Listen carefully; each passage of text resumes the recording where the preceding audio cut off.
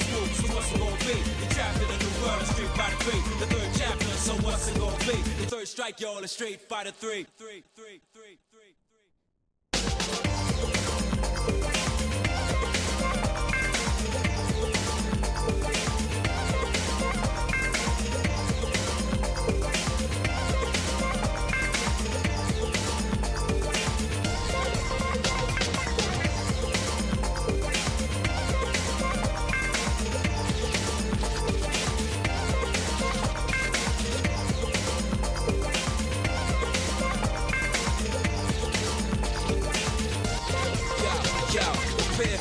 Prepare for the war, prepare for the real street fight and blood war. The third of the third, prepare to die for. Your life's on the line, so I'ma take yours. So who wanna blood dance with me? Leave your body wrapped up or even a street fantasy. In the square, yo, you best to beware. Street fighter, we ain't playing over here. One-on-one, kid, you know you get finished. Round one, round two, so come and get with it. Your heart ain't cold stone, forget about the power. Battle this out to the 24th hour. Pay the price that you couldn't deal with. Cold-blooded killers in my lockdown clique. Got no time to waste, we taking time bombs. Street Fighter 3 like a scar. Yo, take your first move, so what's it gonna be? You're trapped in a new world of Street Fighter 3. The third chapter, so what's it gonna be? You're trapped in a new world of Street Fighter 3. Make your first move, so what's it gonna be? You're trapped in a new world of Street Fighter 3. The third chapter, so what's it gonna be? You're trapped in a new world of Street Fighter 3. You'll rock what you got, block what you shot. Another chapter, what you get's what you got. Enough warriors here to fight, choose one. The best of the best will be the champion. Whose world is this after all? Capcom moving with lockdown forever, y'all. This contains scenes with violence and death. Viewers on the stretch and some ain't ready yet. For the fact that they ain't ready, step up for what you got. For the fighters who ain't ready, take your regular spot. So what? Calm down before it's too late to stop. Trying to front like you was kings of the block. Step too close, kid, you might get shot. Only one master is going straight to the top. One cross move, your whole game get flop. Only one master is going straight to the top.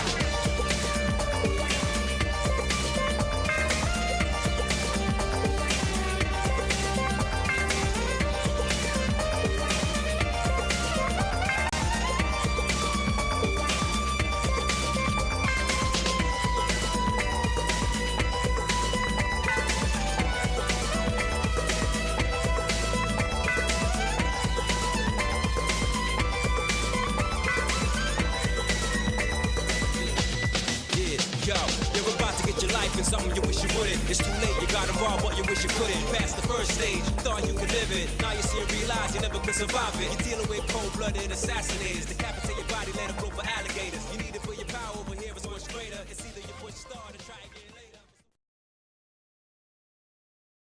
Welcome to the world of Street Fighter 3. Prepare for battle. One box could leave you messed up and fractured. Block these uppercuts, they may leave you captured. May the best fighter win and win again.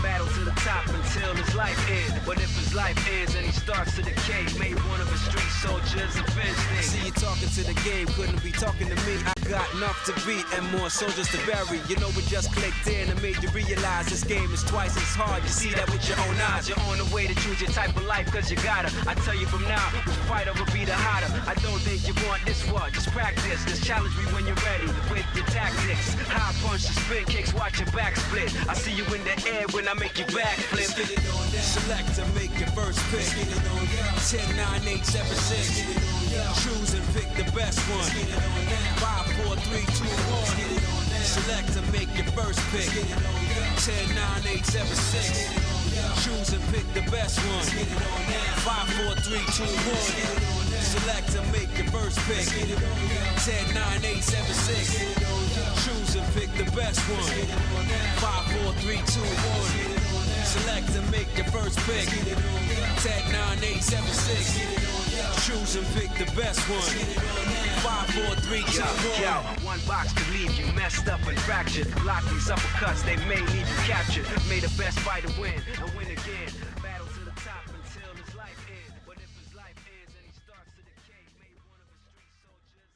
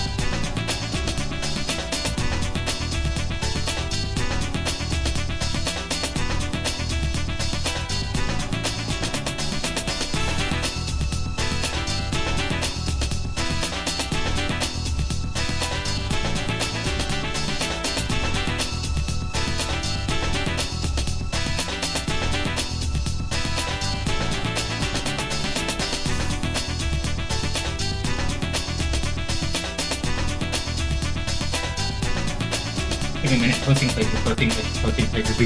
We're gonna talk about it in a minute. Hi everybody, happy Friday. It's really great. We're gonna talk about it in a minute. I know y'all can't hear me over the music. Give me a second. I'm so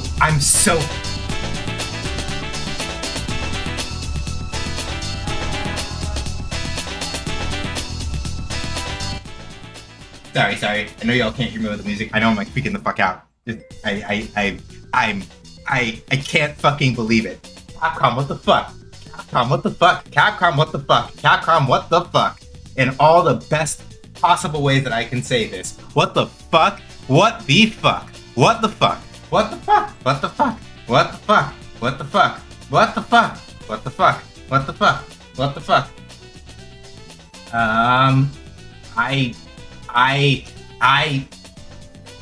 I did that twice. Sorry.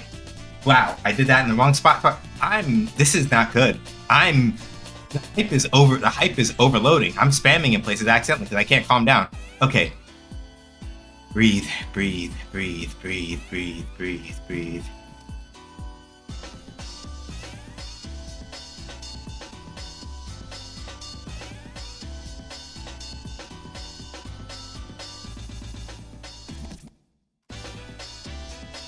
Okay, there's one other place I wanted to post this and I can't find the server because my brain is on fire right now. Here it is. Okay, I put it in the one other spot that I felt was like really, really important. There's other stuff going on at Summer Games Fest, but I literally don't give a shit. Fuck that. Fuck the rest of it. Alright.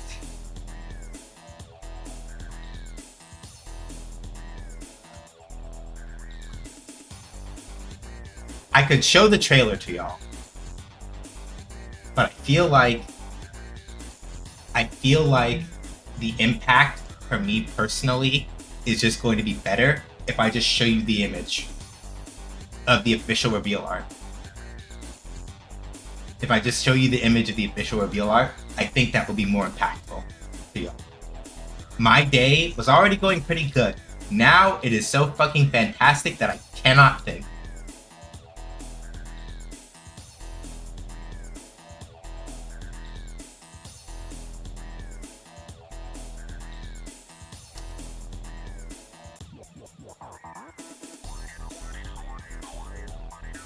I'm just going to show you all the image. In fact, actually, when I show you all the image, I got to wind it back a little bit. I'm going to wind back the music that's playing a little bit because there's only one track that's appropriate for this right now, for y'all to understand even though I don't play this character, one of the reasons why I'm so hyped. Wind it back. Y'all ready? Y'all ready? Street Fighter 6 Season 3. Sagat, Crimson Viper, Ingrid, who has not been in an actual, like, officially canon Street Fighter game playable ever until now. And Alex, they said, fuck it, we are going hard. The boy is back. Viper is back. Sagat, my man Sagat is back. Ingrid, playable again for the first time in years. Her last playable game was either Street Fighter Alpha 3 Max, non-canon, or like Capcom Fighting Evolution. I think it, Jam, whichever. I think it was Alpha 3 Max. That was the last time she was playable. So, Sagat, Viper, Alex, Ingrid, we're fucking cooking. And Ingrid especially is a wild fucking choice because she was in this canceled game called Capcom Fighting All-Stars or something, right? They canceled it. She showed up in Capcom Fighting Evolution and then later in Street Fighter Alpha 3 Max, which is like a PSP port of Street Fighter Alpha 3 that also included like Yun and some other people. Oh, cool. Okay, cool. Resident Evil 9 announcement. Alright, whatever. Whatever. I really hope. Listen, we got time. I believe it. If Alex is back, if they put my man Alex back, anything is possible. And yeah, Resident Evil 9, they just announced it on Summer Games Fest. They were hinting at it a little bit because they had a special message saying, hey, let's let it cook a little while longer, and then y'all will get news about it soon. Resident Evil Requiem, aka RE9, February 27th, 2026. So for people who are looking out for that, congratulations. I am deeply happy for y'all. I appreciate that, and I'm happy for the Resident Evil heads. However, you must understand something. I am a shit Sagat player, but I fucking love Sagat. My man is back. I could never play Crimson Viper, but I thought she was cool, and I wanted to learn how to play. Alex, I can't blame him for shit, but Alex players deserve the world. And Ingrid has only been playable in 2 fucking games, and I don't care how much people hate Ingrid, for no reason really, because she's only been in 2 games, most of which most people have not played. Most people have not played Alpha 3 Max. They don't know shit about shit. Sagat, oh my god. I'm so fucked up in the best possible way. Sagat.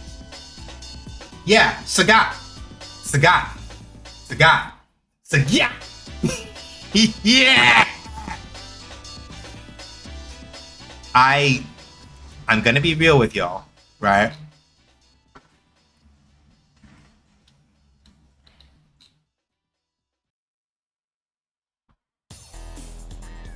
I'm gonna be real with y'all.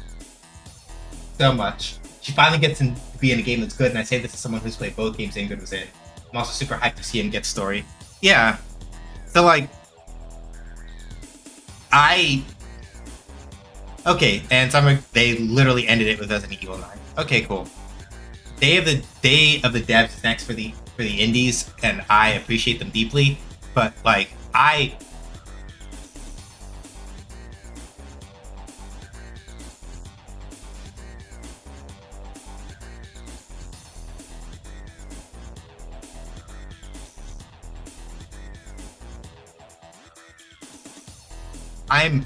I'm so, yeah, I have it running in the background, and I will probably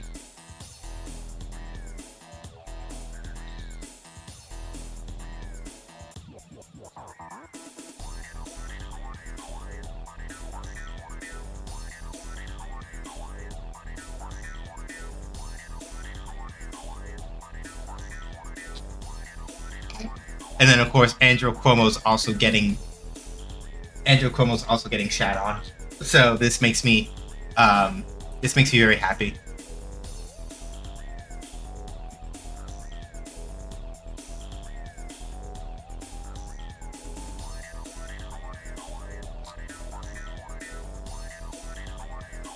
Wait, RGG game, what did they announce? I missed it, whatever. Oh, okay. They finally gave their Project Sentry game a name, Stranger Than Heaven. Okay, that's cool.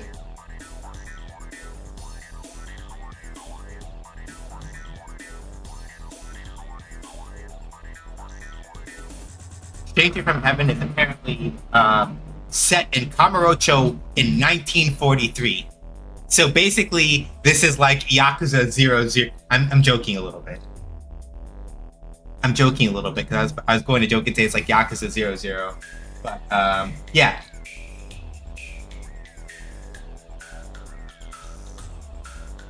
Yeah, Yakuza -1.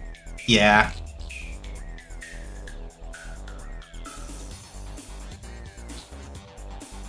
But, okay.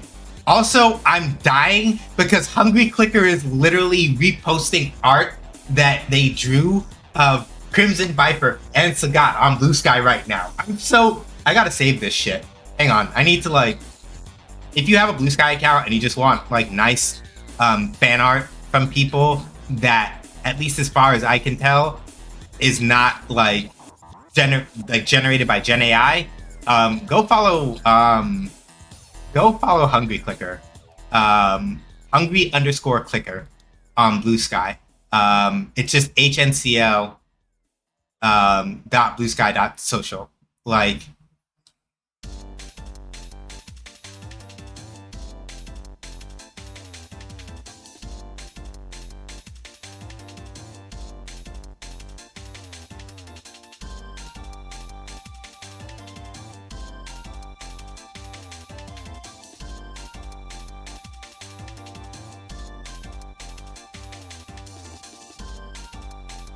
Okay, and a fucking Sagat. Hungry Clicker is next level.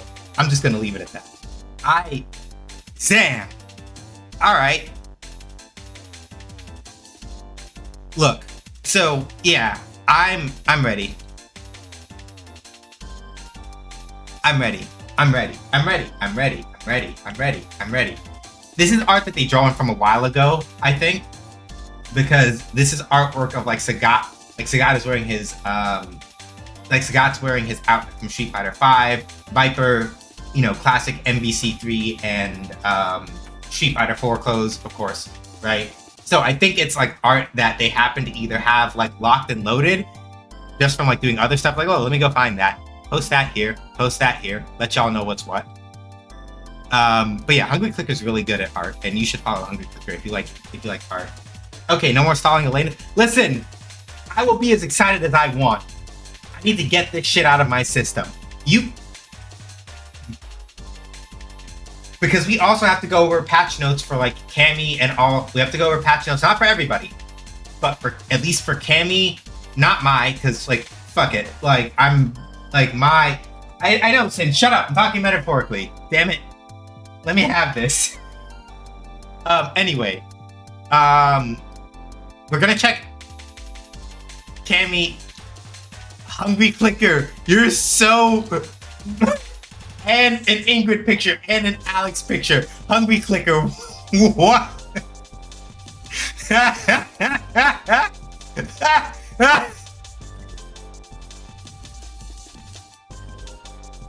Here's the pad. This is gonna be like Solid Veins till September. Listen, I'm gonna be real with y'all. Like, it's been rough going, trying to like make sure that I stay motivated enough to like, you know, get jobbed up and all this other stuff, right? 100%. Like the motivation, it's hard to keep pushing. But this right here is literally one of the things directly in my veins that said, if you don't get yourself a job and make sure that you are in the pink by the time season 3 rolls out, so you're sitting your ass right here so you can chill with your community and be yelling about Sagat all the... So we're here. I'm locked in. Not only just for Shootlands, but for this. I'm locked the fuck in. Let's fucking go. Okay. Speaking of let's go, let's fucking go. Let's play some fucking Street Fighter. I'm so happy. Today was already going pretty good. Yesterday, no, I should not talk about yesterday here for reasons. I realized I was going to say something that needs to be kept close to the chest, so I can't talk about yesterday in any great detail. Just understand that today is an immense upswing from the way that my last night ended, more or less. Some friends helped me get out of like the pit of it, and then this I don't know how to tell y'all. I can only just keep saying that I am so absurdly fucking hyped right now. That is the only thing that I can say. That's all I've got. I'm extremely hyped. This is just super hype. And like, for me in particular, right?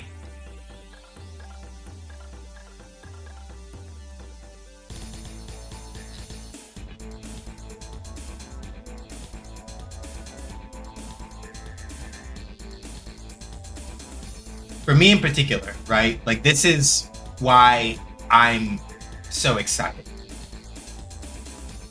Aside from just like, so here's the thing, right? Like,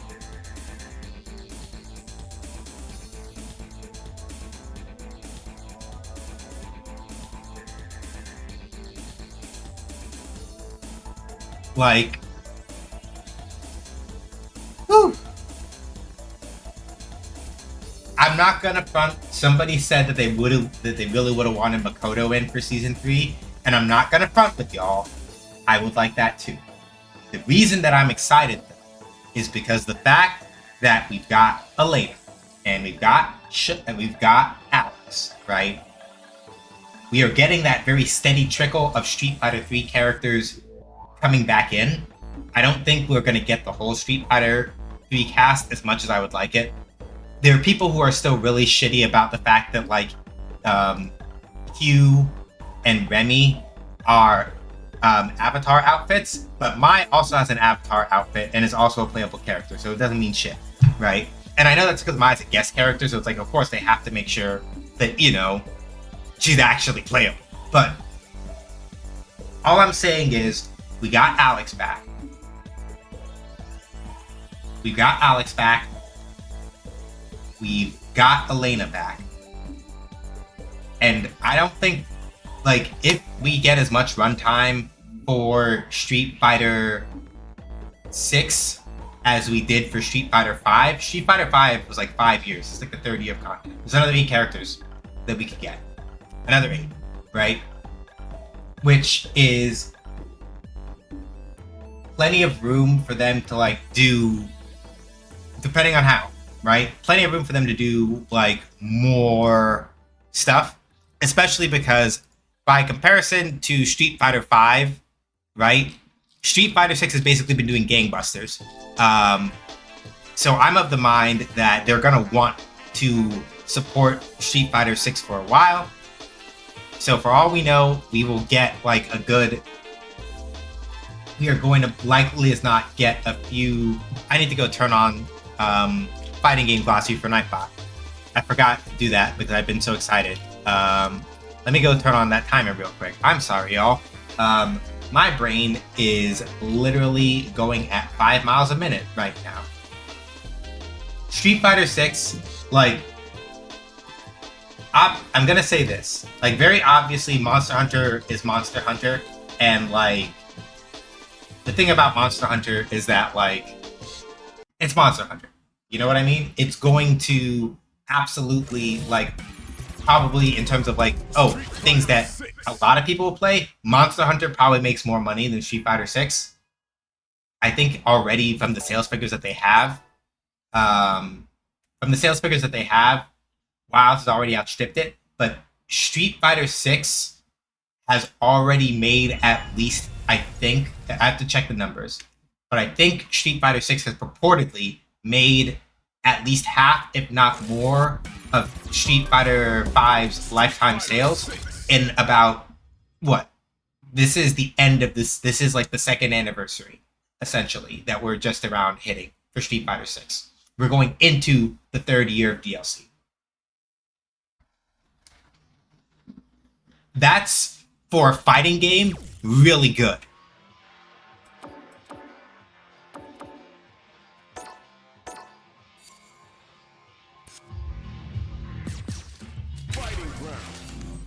Okay, so here's the deal. I'm gonna go into training mode. I'm not doing Elena right away. We're gonna look at, because right now it looks like the stable of characters that I want to keep going forward from here. Yeah, it's steady when the sales like Tekken 7 was back in the day. So here's how we're gonna do this. I'm talking about the general system changes, Cammy's changes, Harry's changes, and then we're gonna talk about Elena and how she works and what they've done with her. Because I think the stable of characters that I would like to keep for this game, at least right now, I'm probably going to try all the Season 3 characters and see who else sticks. But of the characters that I would really like to, like, focus in on, right? Cammy, Terry, and Elena for right now. Mai isn't bad, but I'll put it like this. The Season 2 DLC, I was like, you know, it's alright. I wasn't necessarily super excited, except maybe like Terry. Terry's like, oh, okay. And I like Terry. Terry's really good. Or at least I think he is fun enough to play. Gears or whatever, I don't give a shit. And Mai, I was pleasantly surprised by how much I like her, but Elena has always been, like, the character of all of the DLC characters I was waiting for. Elena was the one for Season 2. So, her over Mai is basically like a non-decision. The answer is yes. Okay. I need where SF6. Let's go to the Bucklers Boot Camp and let's look at the battle adjustments. So we're gonna start with the system adjustments first, and then we're gonna get in from there. Intercept preparations. Why not both? Because Elena is enough effort for me to maintain that I can't work on improving both her and mine at the same time. No. And for me personally, I was always more invested in Elena over mine. Even without having seen Elena's gameplay yet, I was always more interested in Elena. Mai surprised me by how much I wound up liking her, and I still like her as a character, but no, I want Elena. So, let's talk Turkey here.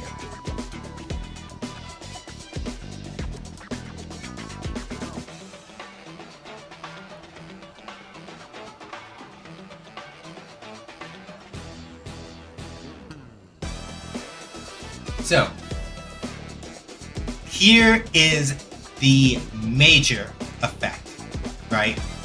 The big system change, from my perspective, for Street Fighter 6, starting with Season 3, and this is a big one. Daigo is of the opinion that one of the other changes I'm going to talk about here makes the game feel really bad for the attacker, and I get where he's coming from with that, but also, like, a game with strong defensive options or that favors a defender for making a correct guess is not a bad thing in my opinion. This is not the change in question, but let's talk about it. Perfect parrying. Before Season 3 of Street Fighter 6, all you would have to do in order to perfect parry is make sure that you tap these two, like you tap your medium punch and medium kick, the exact perfect timing that you take damage from an attack, you get a perfect parry. For striking moves only, it has now been changed that you have to correctly guess overhead or low and do that as your blocking input in order to get a screen freeze for the perfect parry. So if somebody is doing a low attack, you have to do one down back at the same time that you do the input in order to make sure that you get the screen freeze. If somebody's doing an overhead or a jumping attack, you have to do 4 or back plus the drive parry input in order to get a screen freeze. If you do not do either of those, but your timing is correct, otherwise for what would be a perfect parry, you do still get the parry. There is a slight, let me see what it is here.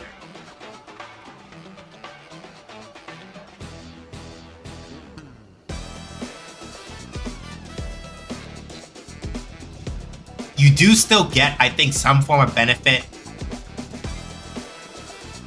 Here we go.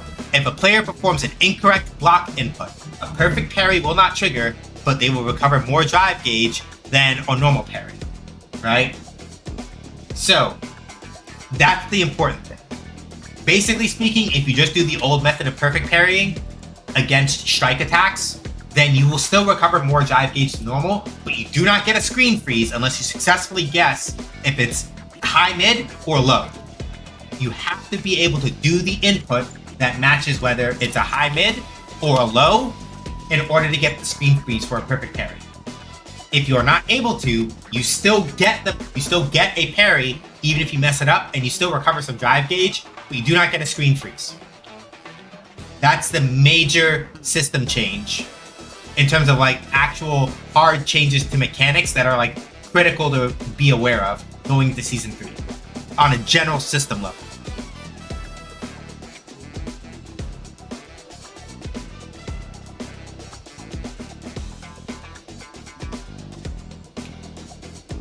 Additionally, right?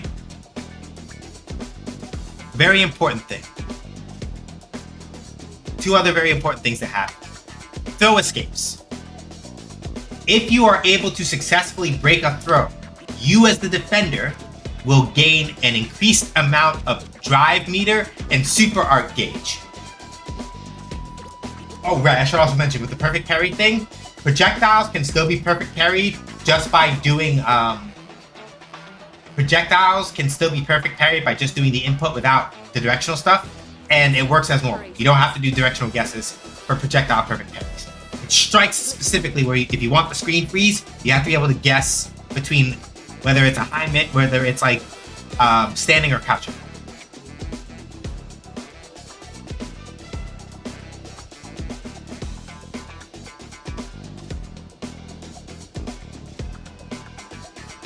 If you are the defender and you are able to successfully break a throw, then you gain more drive and super meter than you used to previously. This is the sort of like reward. The reason why they said this for throw escapes was, basically speaking, they are attempting to nerf the overall, or not nerf, I should say. They are attempting to sort of give you a better reward for being able to properly anticipate if somebody's going to try to either throw loop you or do strike throw. That's the main reason why they changed that.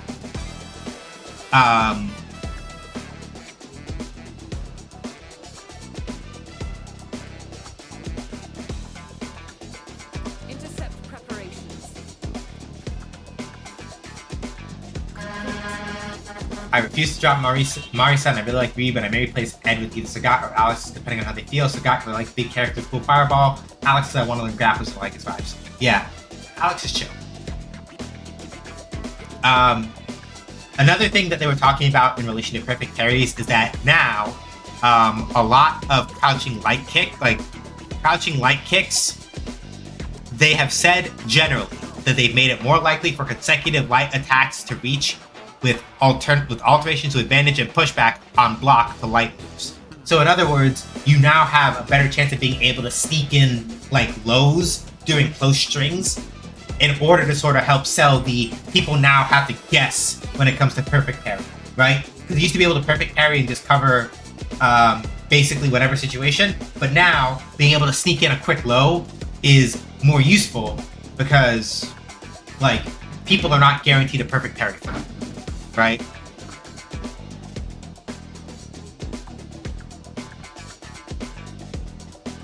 I know they wouldn't keep stun gun headbutt, but they had Alex have a version so to just put the opponent to burnout, be hilarious. Yeah. Here's another one that's important. Some characters have gotten changes to some of their low attacks to make sure that they're not super strong. It is more difficult to perform perfect parry against an attack out of drive rush, right? And crouching medium kicks that are not cancelable do get more scaling when used from a drive rush, right? So there's that to consider. You also, here's the thing. If you do drive rush and then crouching medium kick, and then you try to do like a light attack afterward, opponents can throw you out of that. So basically they're trying to do some checking of a lot of the common drive rush strategies that would involve like doing lows and stuff like that, in addition to some of the other things that have happened.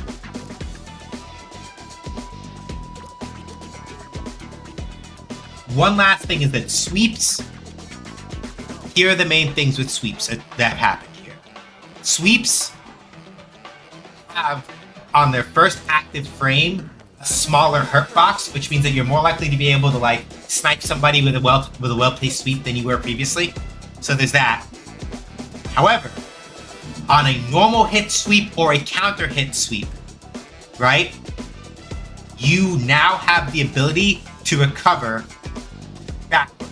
The only way that you get for a sweep that is stationary. So if it's just your crouching heavy kick, or your crouching heavy punch if you're Alex. Not Alex, sorry. Like your crouching heavy punch if you're DJ or Ed, or your crouching heavy kick for everybody else, right? This is no longer a hard knockdown. The only way to get a hard knockdown from a sweep is to punish counter somebody. So if they do like a Shoryuken or some other like invincible ODDP or something, and you want to get them a hard knockdown, you can sweep, and that's how you do that. You cannot sweep somebody from like out here and get a hard knockdown anymore. They can back recover from this, or they can back recover from this, or however it is that they need to get out. But the trade-off is that for most characters with a sweep, they have reduced the hurt box on the first active frame, so you have a better chance of being able to snipe somebody who's trying to like throw lows at you. So generally speaking, they were trying to ease up a little bit on the way that like parry and perfect parry winds up covering a lot of bases, and kind of went from there. So, that's system stuff. Changes for Cammy. Things that are relevant for here.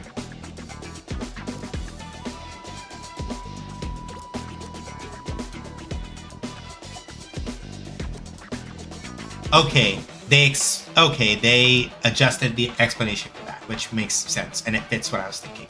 So, here we go. First thing, standing light kick. The patch notes say that they reduced the attack hitbox from the tip of the technique downward. And that sounds really weird, but from looking at Ryu's changes where he got a similar thing for his Hadokens, my understanding of what this means, unless I'm incorrect, could be incorrect, I have no way of viewing the hitboxes. This is based on my understanding of what they said for a similar change for Ryu.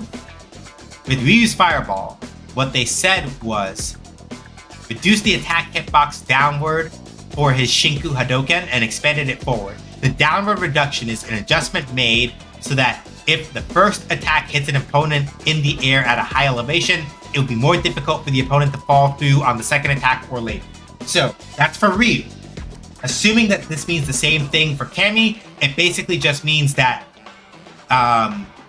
they didn't, because they said reduced downward. So my understanding is, assuming that these two things are the same, it should mean that Cammy's Cammy's standing light kick has been adjusted, not so much that it reaches farther forward, but that it either reaches higher up or lower down, so that it's more consistent. It's one of those two. For Cammy, her swing combination, her swing combination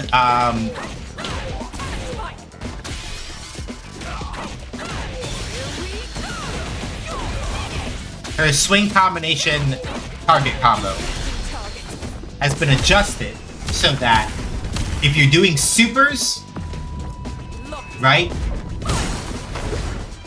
there is no change, right? However, if you attempt to do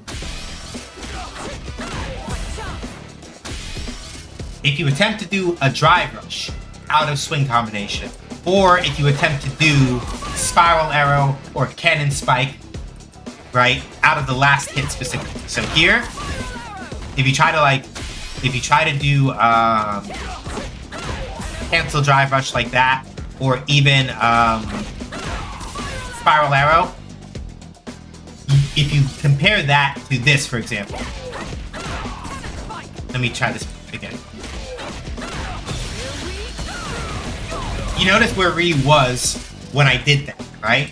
How he was like pretty up high. Here though, for spiral arrow, he was a little lower by the time the spiral arrow came. What they've done is that they have delayed your ability to cancel into spiral arrow, cannon spike, and hooligan combination, as well as drive rush from the last hit of swing combination, so that Cammy's advantage after this is a little bit worse. Because what would happen is, before this change, if you did medium spiral arrow, no, it's a nerf. It's a nerf. Because what would happen is, like, this move has really good corner carry, right? Given that, Cammy would maybe be like a little bit closer, at least as I remember it. The medium spiral arrow, Cammy would normally be like much closer after that.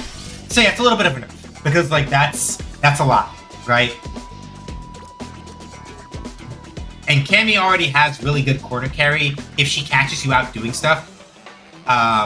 So they wanted to be very deliberate about that. So it's a nerf, but we can make it work. It's livable. You know what I mean? Mostly also to catch hooligan combination out, which is fine.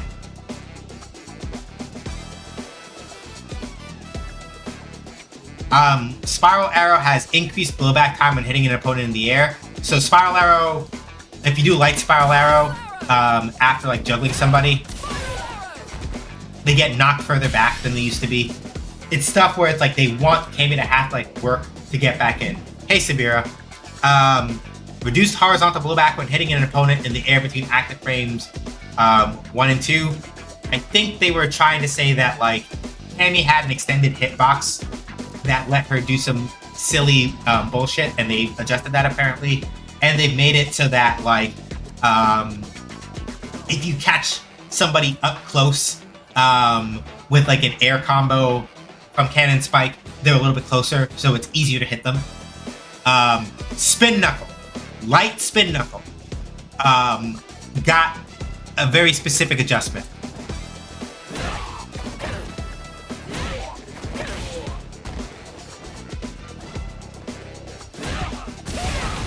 Let me see if I can do this correctly. You can do shit like this now.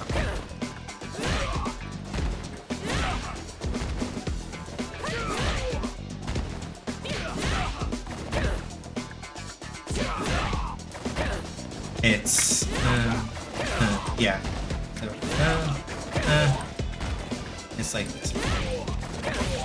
I'm trying to remember what I saw at Desk, but basically this is a combo that's possible now.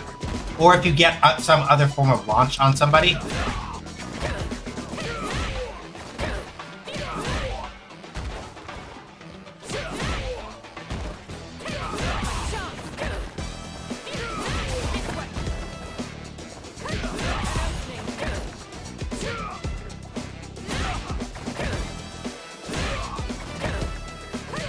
I saw Desk do something really cool where basically like it was like this.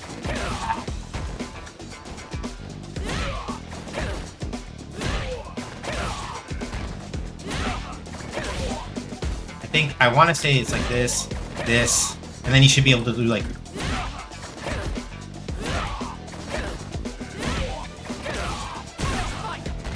Is a thing now, right? You can do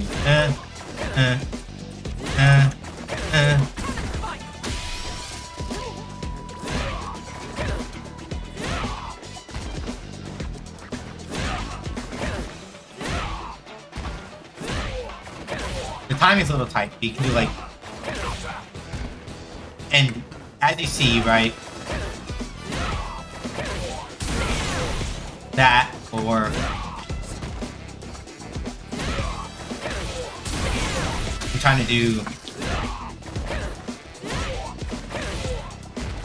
to do OD Spiral Arrow after this because I think that was the combo. You do launch. This also works.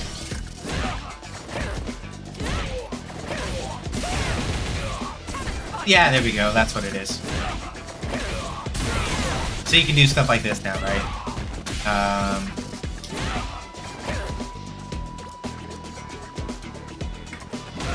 Hang on. 'Cause I don't think you can do... Yeah, you can't do OD in it, so... Should be able to launch. So yeah, just do the input.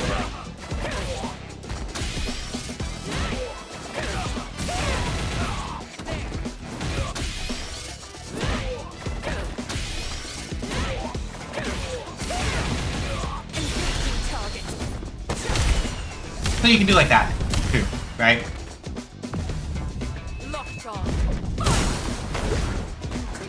So basically, the actual notes for it say that it increased the upper limit value of the combo count, and it decreased the horizontal blowback when hitting an opponent in the air, right? So basically all that means is that when you're in a situation where you get like a light spin knuckle juggle, the opponent is popped up in the air for longer, and they don't travel as far away from you. So you can just do like stuff like this.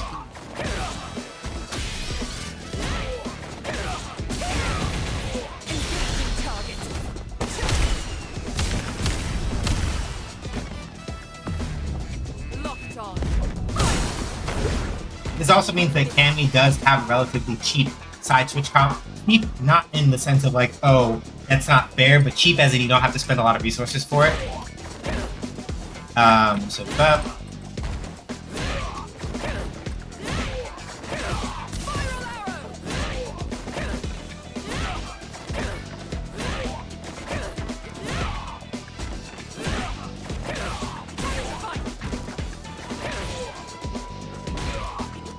Actually, I wonder.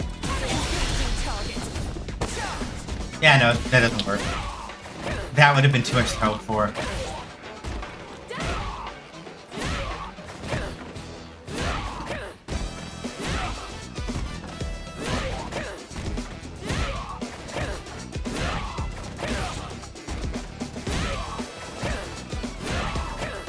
Yeah, you don't want to do it too fast, though.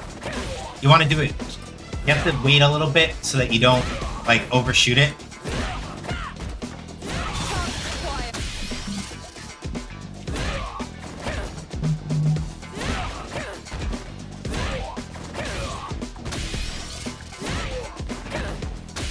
Because now you have, like... Yeah, right.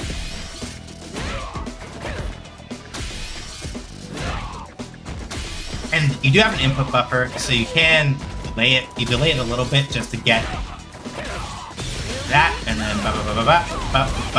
So yeah, Cammy still has corner comp, still has corner carry, and the fact that like Spin Knuckle has that property now, right?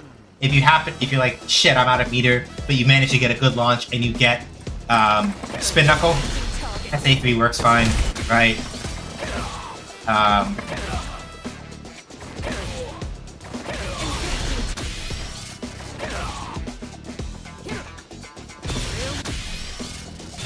That's what it was.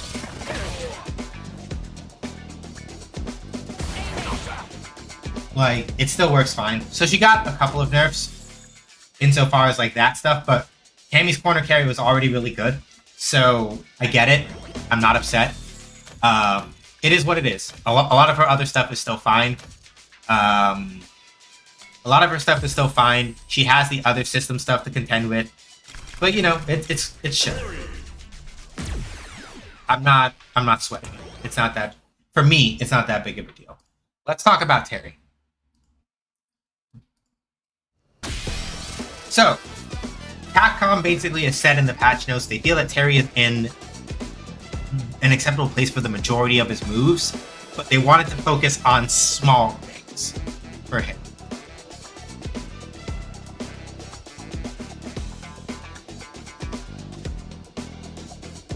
So, here is the main thing. Terry's standing medium punch is now, instead of being +1 on hit, it is +2 on hit. This seems, at first, like a nothing burger sort of change, right? But it means, for example, that instead of his out of drive rush, when you do standing medium punch out of drive rush, it's now +6 instead of... it's now +6 instead of +5. Which makes certain links and stuff more consistent. You're still not going to be able to do, like... You're not going to be able to do stuff like, oh yeah, drive rush this, like that doesn't work, right? But it is easier to do, for example. Because you'll notice that Terry's crouching medium punch is a 6-frame button, right? So, now, for example, also considering that you have, in an older Street Fighter game... Sorry, Sabira, how are you doing? I'm so sorry. I was so busy talking shop that I forgot to stop and ask you how you're doing. Hopefully you're well. Yes, there are beats in my head heart. We'll be talking about Elena in a minute. I just wanted to go over Terry's patch note stuff. And I guess I was not going to do her patch notes initially, but we might as well take a look and talk about it before I do Elena stuff. So, in an older Street Fighter game, this would be a 1-frame link, right? Street Fighter 6 has an input. What I mean by a 1-frame link is that basically, or like a frame perfect even, sorry. Not even 1 frame, frame perfect. So, the reason why I say that is because Drive Rush 5 MP with Terry, advantage is 6 frames. The startup on his 2 MP is also 6 frames, which basically means that if you didn't, in an older Street Fighter game, past a certain point anyway, you'd have to like basically literally get the timing of it perfect to the frame in order to get it. Street Fighter 6 has an input buffer, so you can put it in a little bit early and still get it. Now, that is very much a thing that is super easy. So now you can do stuff like this, right? Wrong one, sorry. You can do stuff like this.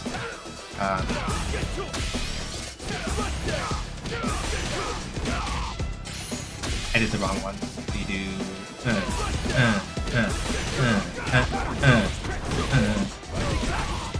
Right? That's the thing that works now.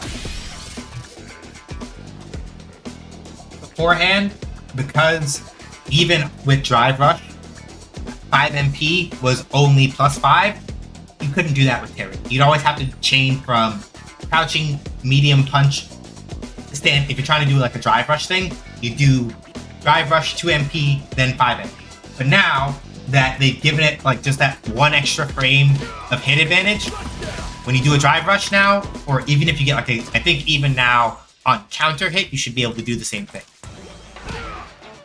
No, I'm incorrect. Punish counter. Yeah, on punish counter, right? That's native now. So on punish counter, that's native. You can do like this now. So, like, if you manage to like punish counter somebody with this,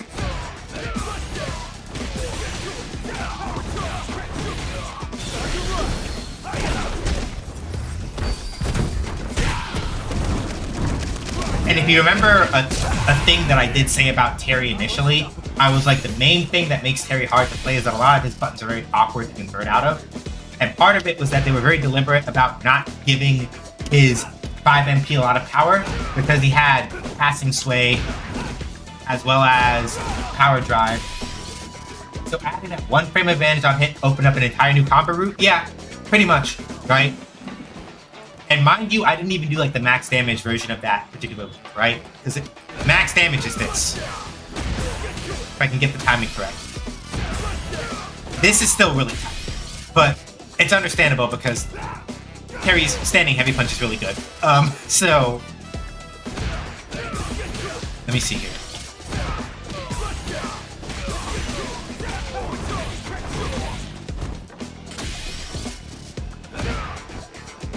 You have to be a little closer to make it work, but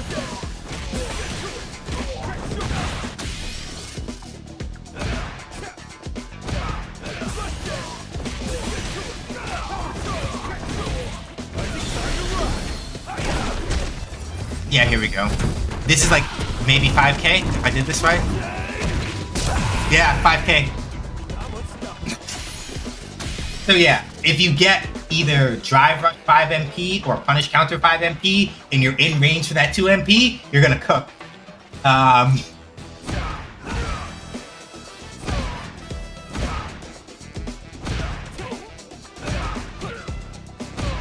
It even still makes it easier, even if you're just like, I would rather do this. It makes it that much easier too, right?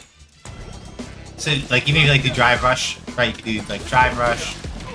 You have all day now to like just do like a nice power charge conversion, or if you really want to go back and do a jab, easier now, right? So that's all important. Here's another major one, and this is why it's important for Terry that they did this for standing medium punch. Here's the thing, right? Here's where we start getting fucked up a little bit. So they did nerf his crouching medium punch though, but we'll get to that in a second. The main other thing that they've done, power drive, power shoot, and passing frame, they have adjusted the timing for when to cancel into it. They've shifted it. Basically, they've shifted it forward by a frame, give or take, right? which means that the window for using his target combo from his standing medium punch has been expanded, so it's a little. So in other words, right, you're allowed to wait a little bit longer to check to see if like they blocked or not, right? Because a common thing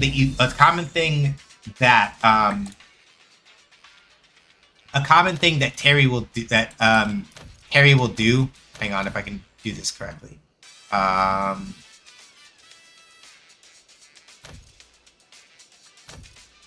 No, those are the bumpers. Hang on. I'm having a moment here, sorry. I'm just gonna use the mouse and set this real quick. Reversal settings, block reversal, light punch. Okay. Right? Like a common thing for a lot of people to do. Like a common thing for a lot of Terry players to do is like that, right?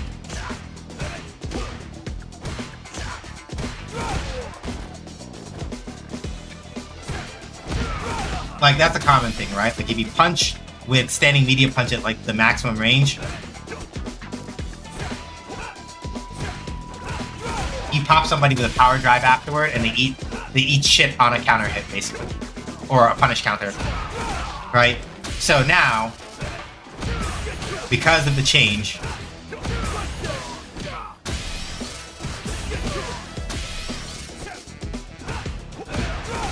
it is a lot easier to confirm like power drive stuff, right? It's easier to confirm passing sway.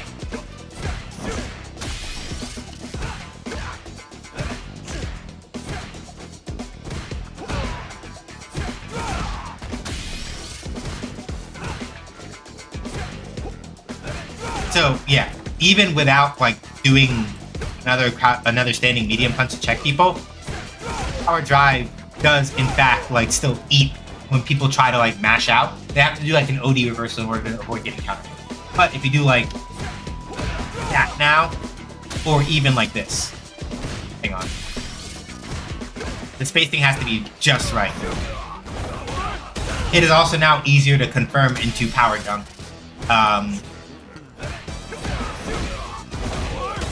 Which is really useful because that, like, this move for Terry is one of his sort of like better pokes once you understand the spacing of it.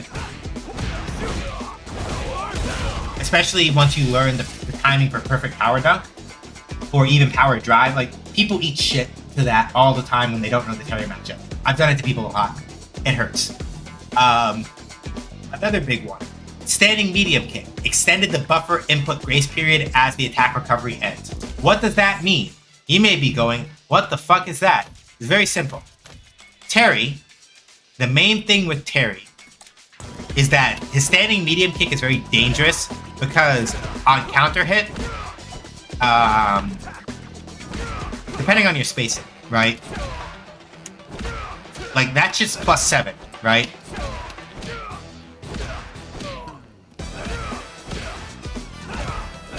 So the fact that they've extended the input buffer grace period means it's easier to do shit like that, right?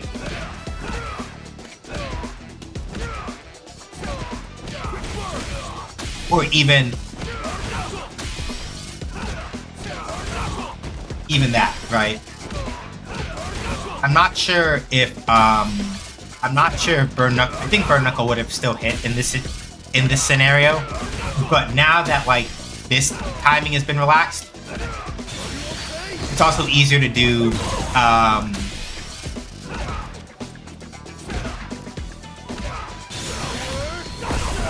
that doesn't combo, but like catching people with counter hit 5 MK into Buster Wolf easier now because they've relaxed the buffer input grace period. They've extended it rather. You have more time to put in the buffer and potentially get like Buster Wolf or whatever other normal or whatever else you want. Standing heavy kick. Reduced pushback on punish counter. This one's a big one. Basically now, whenever Terry happens to get like a really like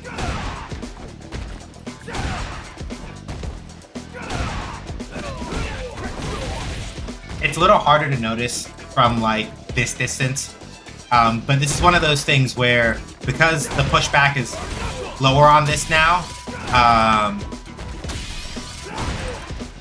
if you happen to get like an awkward punish counter from up here, it is easier, because they're not farther away, it's easier for you to like get in with like a burn knuckle or something. Or, if you really know how to cook, I'm bad at this because it's a little effort, right? It is a little bit easier now to like do. For Terry, usually when you get like a punish counter like this from that, you want to like do a drive rush cancel afterward to make up the distance and then get in. But now, like even up close, it should be a lot easier to. It should be a lot easier now to get conversions off of it. That's mainly the main thing.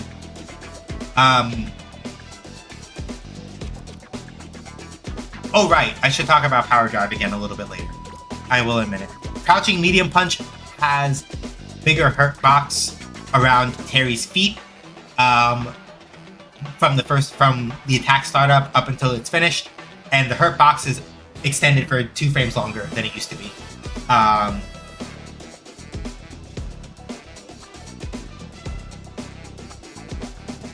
Or let me phrase that more correctly. Terry's crouching medium punch, the hurt box is out until he's done recovering. So it's easier to like, if Terry's throwing like crouching medium punches too carelessly, the hurt box is out for longer, so you can tag him easier afterward. Terry's sweep, 1 frame faster on startup, 1 more frame of recovery. So they basically just kind of like shifted its frame data a little bit. Knockdown time on punish counter is extended by 1 frame. Knockback time on block by 1 frame. Aerial hit 1 frame. Damn it, ads. I'm gonna wait, because there's more stuff to talk about with Terry, so I gotta wait.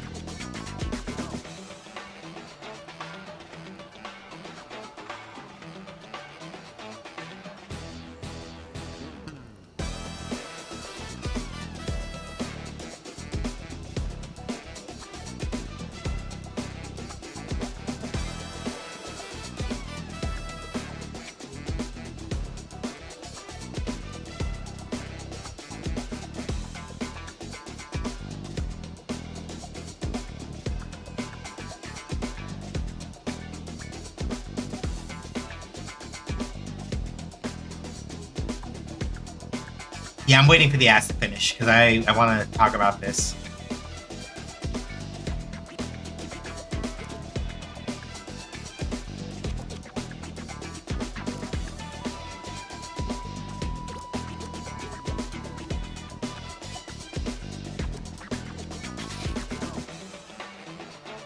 Come on, ads, hurry up, hurry up.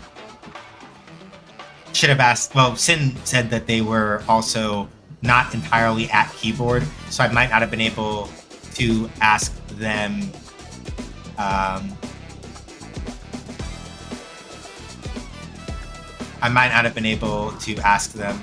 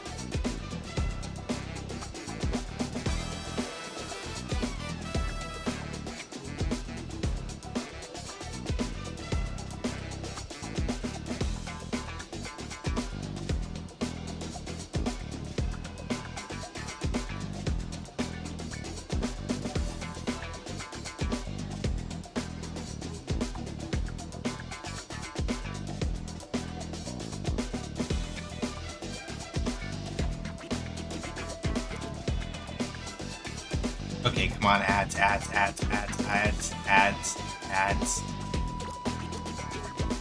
Come Come on, ads, hurry up. Okay, ads are done. Or they should be in a little bit. Okay. For anybody that was wondering, I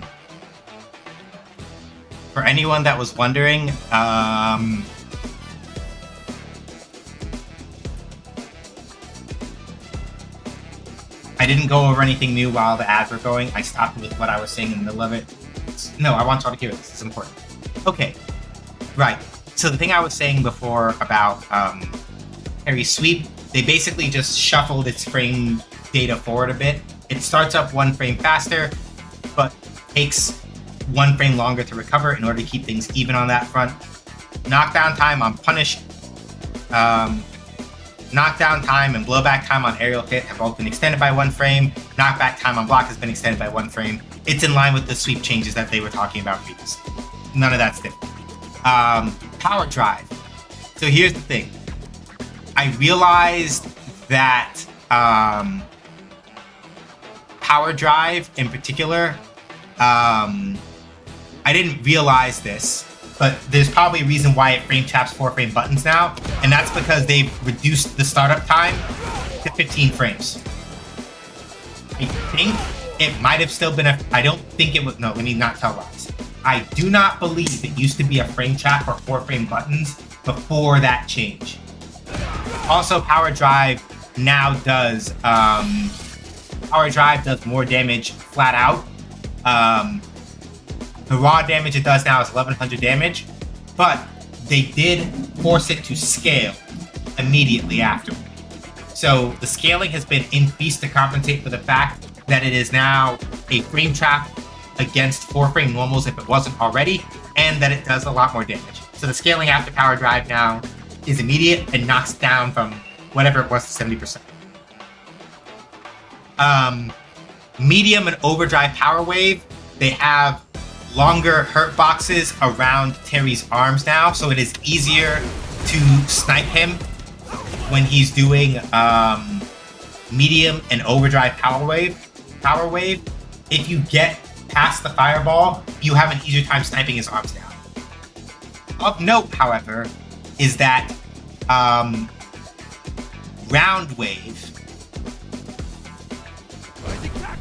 this move, round wave, is now a low. So if you want the perfect parry round wave, you have to like actually properly guess that Terry's going to do it, right? And because of the fact that power wave, the other 2 power wave hits count as projectiles, right? If you try to just, you can't basically it's in line with the thing I was saying before, where now you don't just get to put in a parry input and you cover your low, and you cover your lows for screen freezes. No, like now you have to actively guess, is Terry going to use round wave, right? And if he is, that means you need to do down back and the drive parry input in order to parry it. Otherwise, you just get like a normal.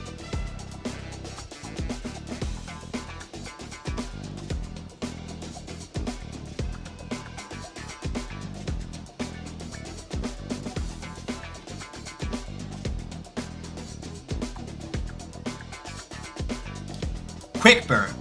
Increased distance moved during the attack, expanded proximity block trigger forward, and after canceling from this, SA3 and CA startup is faster. Hang on. So, basically speaking, now quick burn is more quick burn into Rising Fang is more consistent now. Basically, is what they're saying. Yeah, quick burn into Rising Fang is more consistent because it'll start up faster when you attempt to do the cancel. So it's less likely that like Terry will whiff that if you do quick burn into Rising Fang. He also moves further forward when you do quick burn now. Again, this is in line with we're trying to make the overhead low game much more relevant now, right?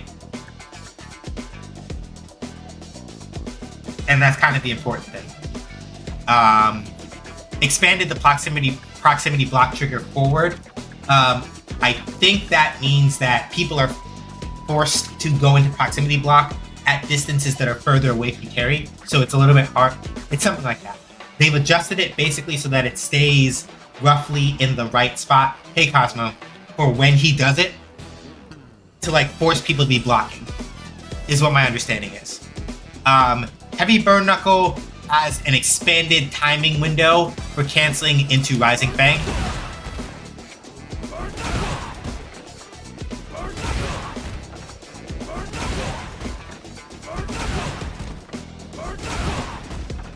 Okay, that is it. I just need to figure out what the timing is. Yeah, there it is. So basically, they just made that window wider, so it's easier to like get that to come out. That's all good. Overdrive Quick Burn. I forgot to talk about Overdrive Quick Burn. Overdrive Quick Burn, which is Light Punch and Medium Punch. The second hit goes further forward now.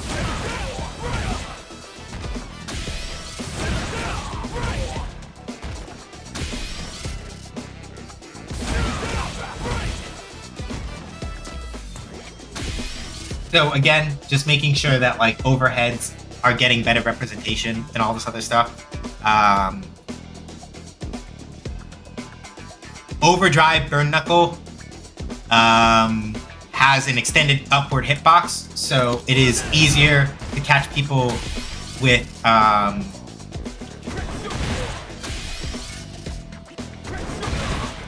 it's easier to catch people it's easier to catch people with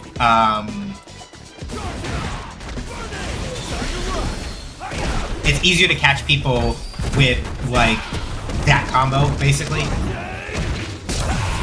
because they've extended the hitbox upwards. So you can do charging, burning, and it's more consistent. You don't have to wait as long. The important thing for the upward extension of the hitbox on OD Burn Knuckle is that now it's easier to like. You would have to wait a lot longer in order to get the timing for that to work out correctly. Because if you did it too soon, Overdrive Burn Knuckle would whiff or hit so high up that you couldn't get the cancel afterward, and it wouldn't work right.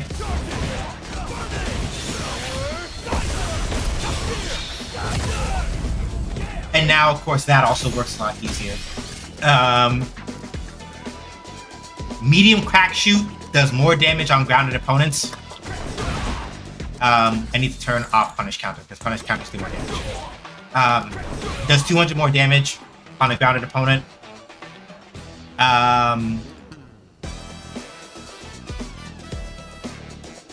Heavy Crack Shoot basically got the same adjustment to its combo value that Light Spin Knuckle did, to some degree, right?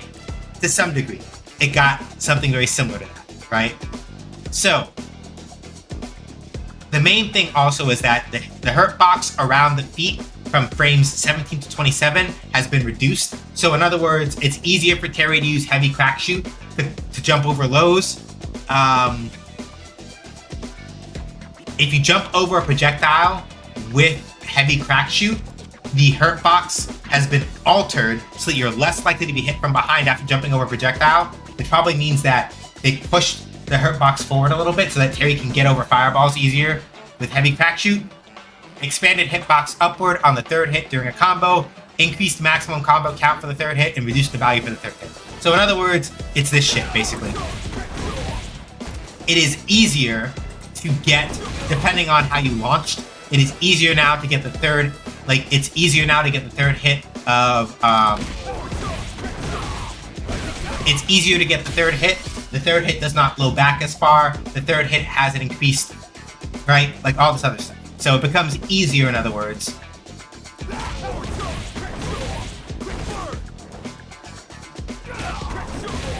So there's probably like other stuff that he can do here that makes this worth it. But by and large, mostly it means, as far as Terry's concerned, it mostly means that stuff like this is just more consistent. Because the blowback effect takes them, with the maximum combo count and the reduced combo count value, Words are hard.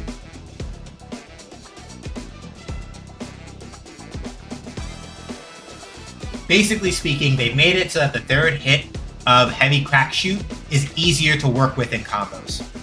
Overdrive crack shoot has a higher hitbox now. Even though it only hits the one time, it has a higher hitbox upward now. Twin Geyser after Power Geyser has reduced horizontal blowback on hit, which makes it less likely for Overheat Geyser to miss.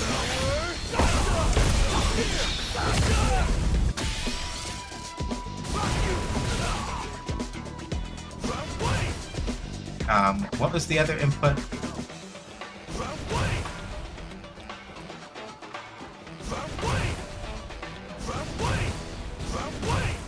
I forgot the other input for Power Geyser because my brain is currently empty as shit. I want to show that it's the same even if you Super Arts. It's one of these. It's like that's what it is.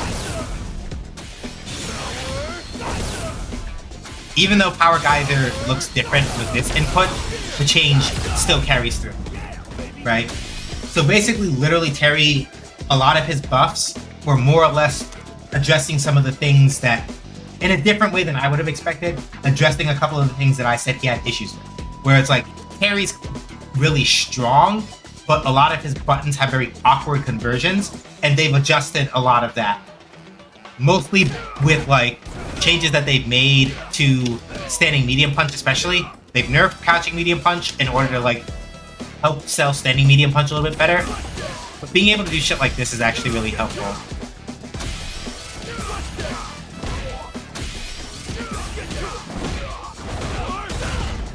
Right? Or even just like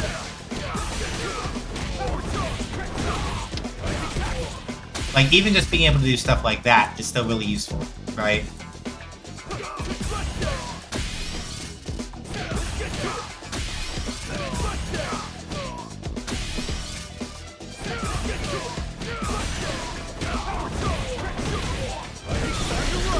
Like being able to just do that is incredibly useful, right?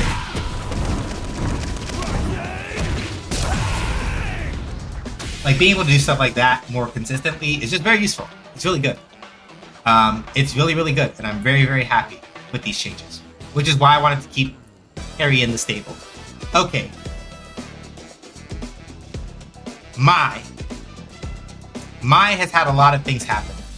Mai mostly ate nerfs because she was really, really, really good. So we're getting to Elena. I know that it's my stream and I'm allowed to do this the way that I want to do this. I'm just gonna go late anyway, so fuck it. Okay, my changes. Let's talk about it, and then we're gonna do Elena stuff. So, main thing. Standing heavy punch got an adjustment. My standing heavy punch, you gain less drive for hitting with it, but it does not push back as far. So it's easier to do like stuff like this because it's less likely to whiff.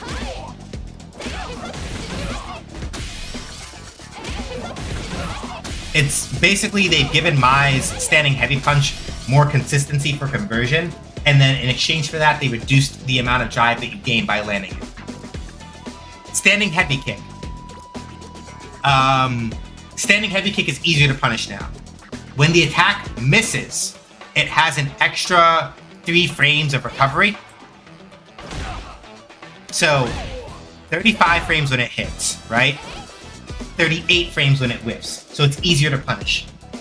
Additionally, the end of the active frames to the end of the recovery, so from frames like 16 all the way through to the end, the body hurt box that Mai has is expanded forward, so if Mai's are throwing standing heavy kick out like candy, you can pop them in the face.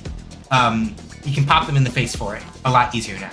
And when you block it, the pushback is reduced. So even with the fact that the recovery time is still 19 frames on block, you can still deck somebody in the face a lot easier because you're not pushed back out as far. That's the main thing to know. Crouching light punch has an expanded hitbox upward, so it's more consistent on that front. Crouching heavy kick, when it whiffs, recovery time has been extended by 3 frames.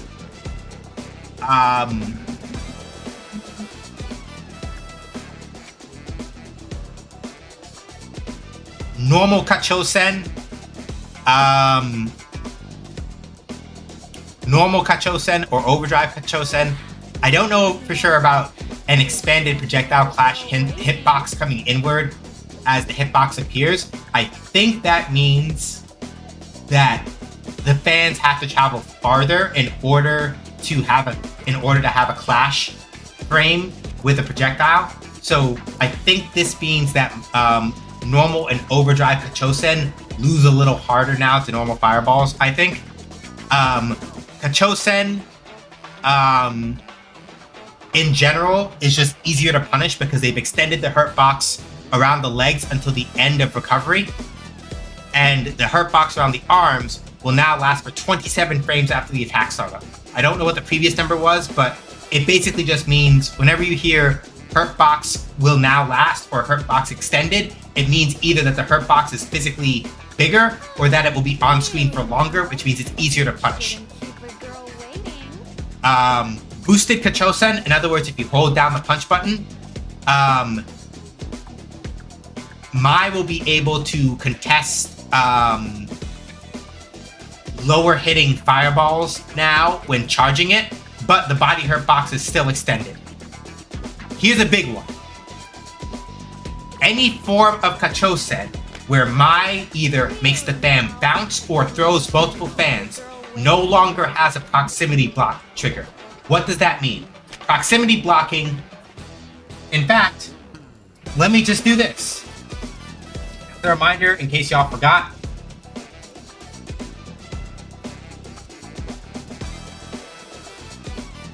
proximity blocking, I'll read the glossary definition because this is helpful. A mechanic which forces a character who is walking backwards to stop in place and attempt to block when your opponent attacks. In essence, instead of just continuing to walk backwards when trying to block, game's proximity guard will glue you to a spot on the screen the instant the opponent attacks, even if it whiffs, right? So functionally speaking, proximity blocking essentially forces you to block when an attack is out, and depending on how individual attacks are coded, that proximity block can trigger from half a screen away or from really close. The fact that Mai, all of her charged and multiple fan moves no longer force you to block when they bounce or when they're bouncing or whatever, so it is easier for you as the defender to walk away. You are not forced to hold the mix. Because what would happen is that Mai would throw like bouncing fan and you block it, but you're not able to walk backwards, right? Now you can. So on the one hand, that does potentially allow you some other things for getting out. On the other, if you're not careful, because you can walk backwards, right? It's like a 50-50. So on the one hand, Mai can't like lock you down with fan blocking anymore. But on the other hand, if you are walking backward from a fan throw and she catches you with, because you're walking backward, you can still stop and block. But if you're walking backward and you don't remember to check your toesies, and Mai is close enough to like pop you with either of these, you gotta hold that shit. But you are not forced into proximity block anymore, which in certain situations allows you to get out of Mai like locking you down with fan mix, depending on the situation. At least from my understanding. I could be wrong. I am entirely willing to admit that there may be a thing I don't know.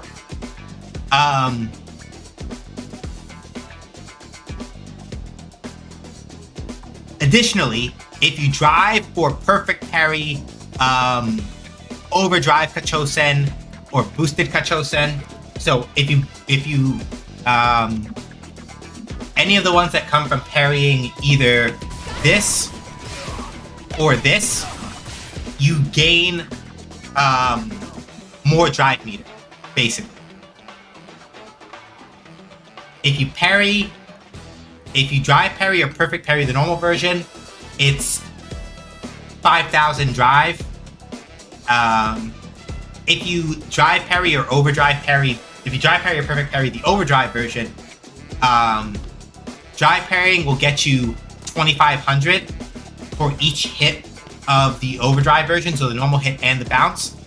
And then if you perfect parry both the normal one, and if you perfect parry both the normal hit and the bounce hit, you get 5,000 each, from what I understand, if I'm correct.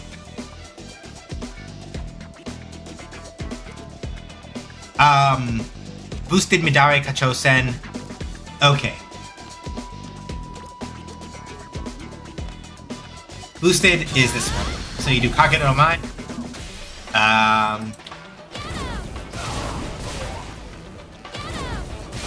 Hang on.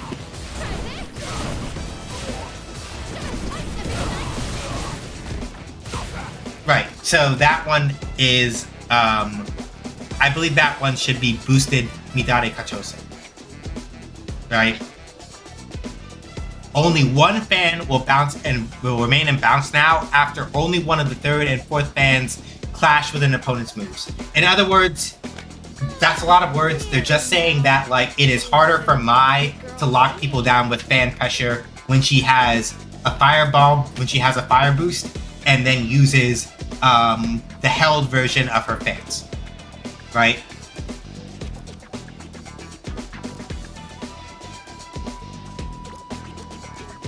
Ryuenbu, both the light and medium versions. The light and medium versions of Ryuenbu will give back more drive gauge on hit. If you do her DP, the combo counter's upper limit for this has been increased. Hang on. So basically, it is easier to get Ryu Engine at the end of certain combos now. It drops less.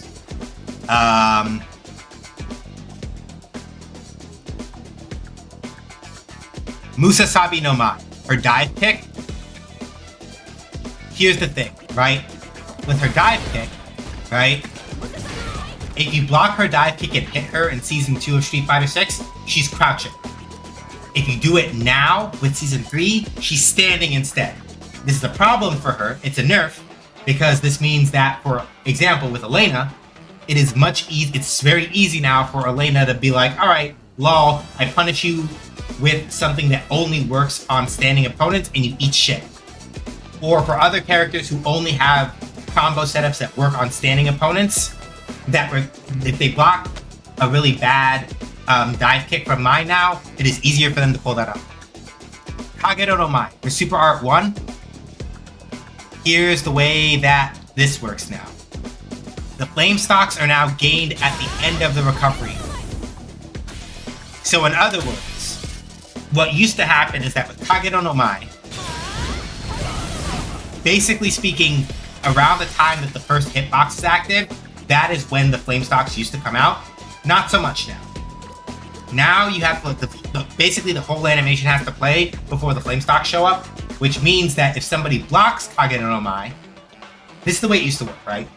If somebody were to block Kagero no Mai, Mai would still come out of that and have flame stocks, even if she ate a hit afterward, because the stocks would pop when the attack was first active. Now they only pop at the end of her recovery frames, which means if you block it and then you punch her in her face, he doesn't get it. Very much you do not get power-up stuff for free. Very deliberately. There was a bug fix with it where flame stocks would not be consumed when using the flame stock. So basically what would happen is Kagero no Mai, then if you do it again, there was a bug that would occasionally let you keep one of your flame stocks after doing that. They fixed that. And then there's a damage scaling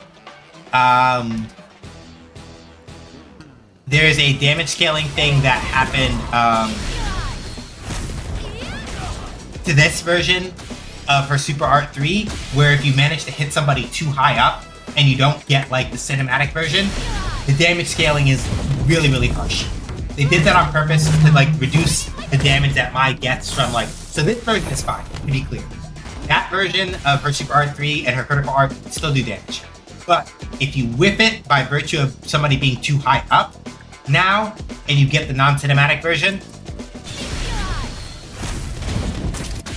if I can get it, it's a little hard because like the cinematic trigger is like really wide. So yeah, that version has a bunch of damage scaling on it. So basically speaking, if you basically get set up in a situation where you knock somebody up high enough that that the cinematic hit whiffs and then you get a combo afterward, the damage scaling after that will be immensely reduced. Basically. Okay. I kept y'all waiting. Let's get to it.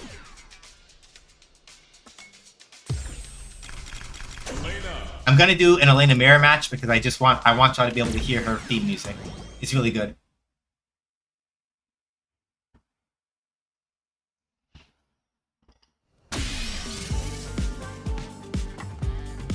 It seems that the changes, yeah, pretty much. Yeah, like with Mai, a lot of it has been about like increasing the risk of throwing fireballs. Increasing the risk of throwing fireballs and making it easier to punish a lot of her longer range moves. She's still really obnoxious, but she doesn't have nearly as much like lockdown potential and things like that.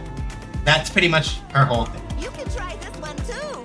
And for Terry, a lot of his changes were just about making his stuff more consistent. I will read Ryu's at some point when we fight a Ryu on stream so you understand what they did to this man. Ryu got fucking brolic. This man scares me.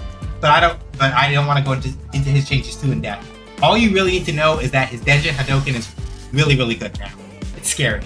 And his regular Hadokens are also better. Ryu's scary. That's all I'm saying. Anyway, Elena. Let's talk about it. So, Elena's whole thing. If you look at her description on the character select screen, Elena is classified as a tricky character of hard difficulty. Which I think is fairly accurate, personally. But that's me. Right? So, here's Elena's thing. You can try this one too. The main thing that makes Elena a very technical character in this game is that a lot of her most damaging options are based on hitting opponents that are standing.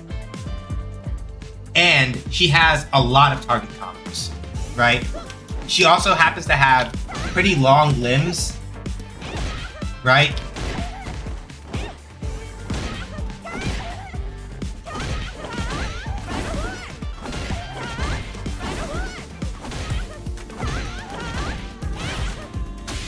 But a lot of like Elena's best tricks will only hit people that are standing. But once you have them, you get setups for like a lot of other stuff. But I'll go over her more in depth in a minute. So,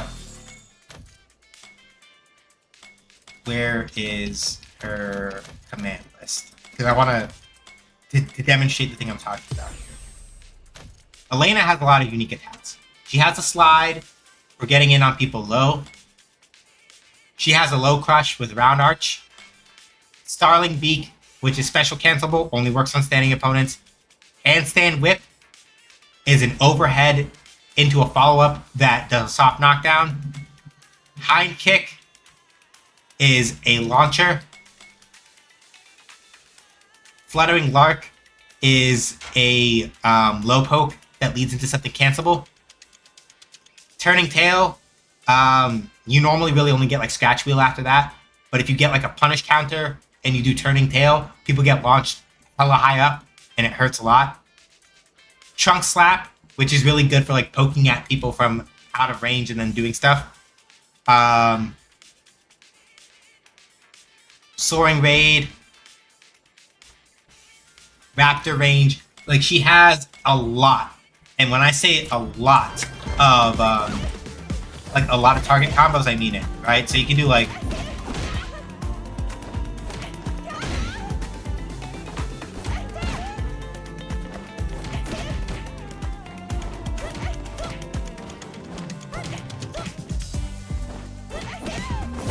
Wrong one. So you can do stuff like this, right? I only just remembered that it's like this, right? So you can do like... A little hard.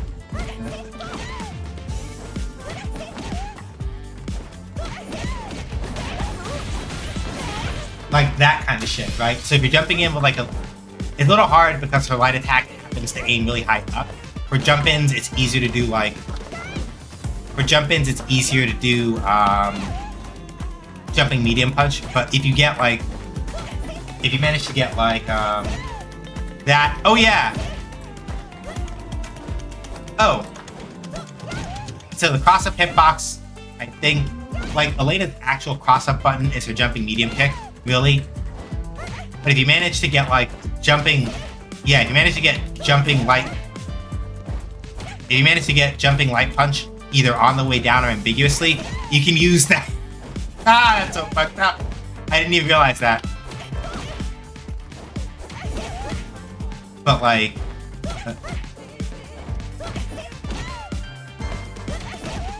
so against tall characters, this is really fucked up because you can get like. If you're fighting somebody tall, bop, bop. Like that. Or if you want something a little easier to confirm, in terms of like, oh yeah, this will definitely hit. If you get these two, can't cancel. That works, right?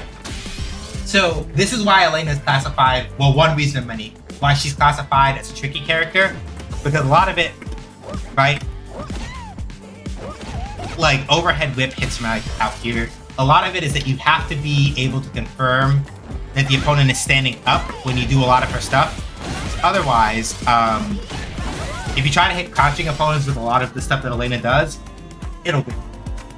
So you have to be able to like work and get used to the idea of when you do your hit confirms, checking are they standing. Because a lot of Elena's most damaging options are generated from the opponent standing. Spin Scythe will whiff on crouching opponents. Rhino Horn will whiff on crouching opponents. A lot of stuff will whiff on crouching opponents with her. Especially the stuff that is really, really good for combo fodder.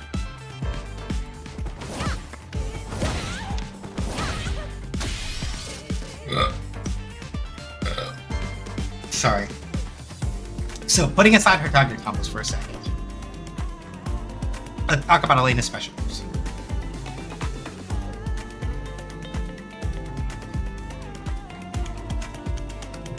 So, Rhino Horn. Rhino Horn has very long reach, but it will whip crouching opponents, right? So it's not like Cammy's Spiral Arrow where it's like, all right, I can Spiral Arrow at a distance and catch somebody. You might be able to, but if somebody's crouching, right? And a lot of the time, and this is not an overhead, it's not an overhead, right? It says attack type I here, but that's not an overhead. An overhead attack is an overhead, like it says there. So Rhino Horn is really good for closing the distance and you can catch people off guard with it. But if you notice somebody's crouching a lot, and you just try to like Rhino Horn them, if they're crouching, you eat shit. Very punishable. Overdrive Rhino Horn.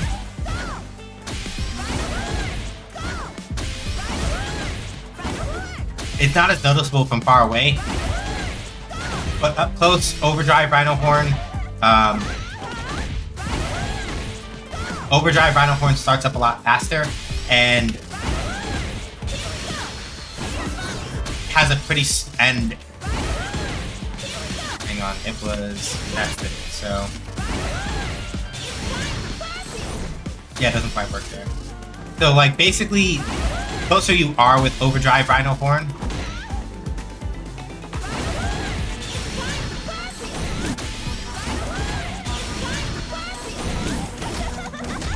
the easier it is to like pull off certain stuff. And when you're really close, you can easily get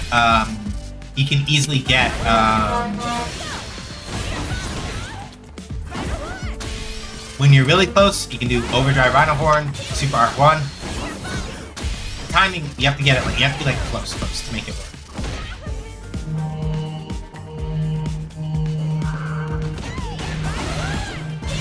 or get a launch. Like, it's one of those things where the timing has to be really good, or you have to be near the corner. But like overdrive Rhino Horn lets you get conversions like this basically. Provided that you're like close enough when you do it. Scratch Wheel is Elena's DP.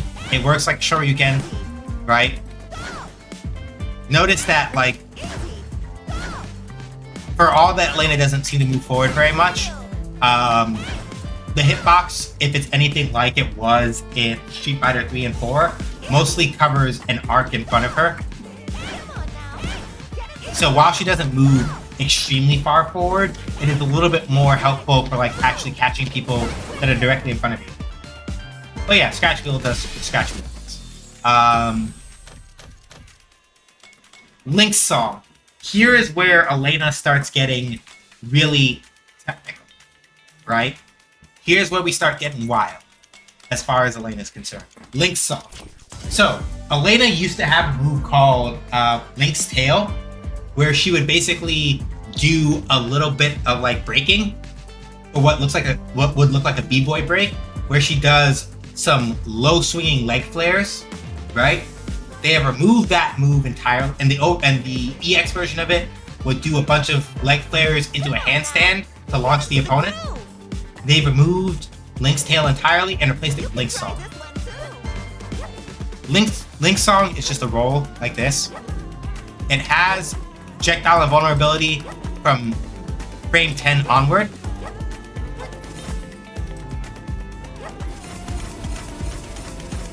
And if you keep pressing forward and punch, Link's Song gets extended into something called Link's Whirl, which we'll talk about later. But basically, Link's Song itself, while Elena's doing the spin, she has invulnerability to projectiles. If she's using Link's Whirl, that continues to extend, right?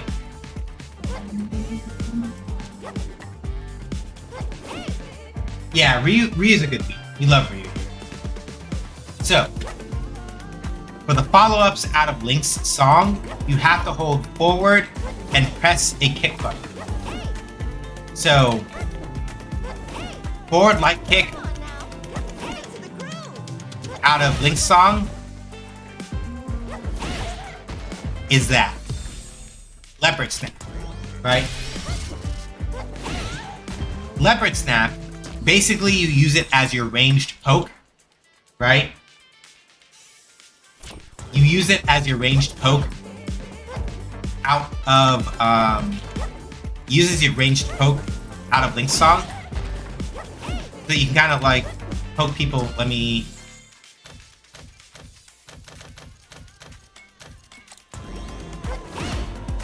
Right, it's -5 on block. But as you can see, right, it pushes the opponent out pretty far. And most other moves that will reach this far, characters don't have like a 5 frame or less move that usually reaches out this far. Like you normally have to like throw like a medium or a heavy for most characters. So generally speaking, it's usually safe.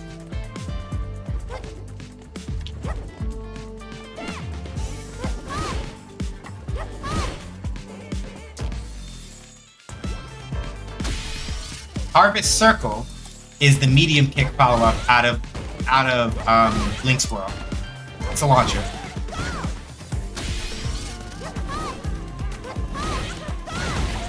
Right? So if you get it, it's a launcher. Hella unsafe on block.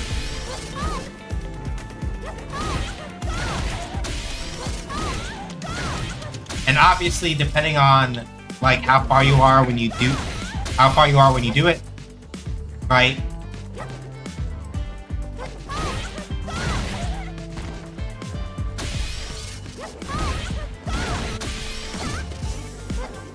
Yeah, and fighting is a special interest.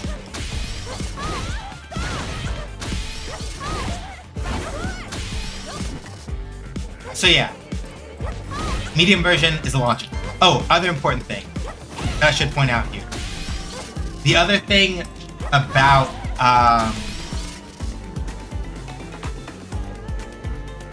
also, given the events of the story of Street Fighter V, Ryu is also that autistic person, you know, who basically has always had his special interest be that, and then very recently came to understand something important about his special interest that he was having trouble with understanding. Come on now. And now Get into the he groove. just, like, every time you see him, he is not only delving deeper into it, but is just genuinely enjoying himself with it and is no longer worried about whether or not he's losing sight while indulging his special interest. It's really great.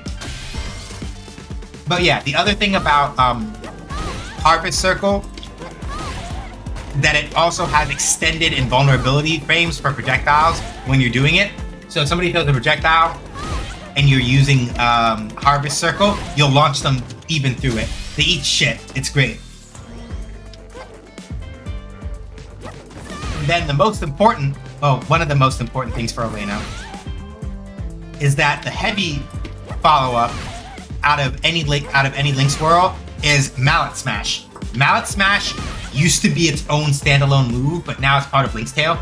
Sorry, it's part of Link's song. If you notice, it's plus on block or plus on hit. So if you get somebody with it, even without counter hit,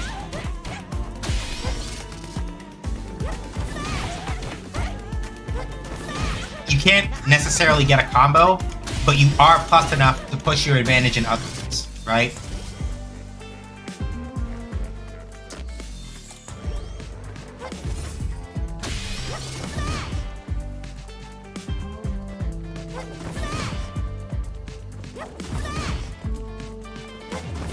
Also keep in mind that, and this is the important thing, right? Mallet Smash, even on block, is -3. You are mostly safe after that, right? There is no move in the game that starts up faster than 4 frames. So if you're pressing buttons after Mallet Smash, you might get punished. If you do Mallet Smash and they block it and you don't press anything, you are generally safe from most of the things that they'll do after, right? So that's very important. Get into the groove. It's very important as a button. Now, let's talk about Link Try Swirl. this one too. When you do Link Swirl, the next follow-up that you do afterward gains additional properties. So, Link Swirl Leopard Snap becomes plus on block. Right? Which means that, like, if somebody blocks that, you move a frame ahead of them, it is easier to tick throw them, it's easier to, like, sit down and throw out meaties, whatever. On hit, you may notice that they float a little bit, right?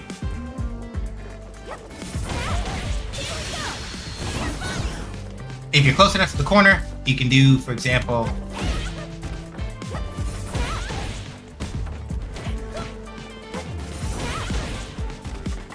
if I can do this, I need to just slow down my inputs a little bit. Right? You can do that if you're near the corner. Even if you're not near the corner,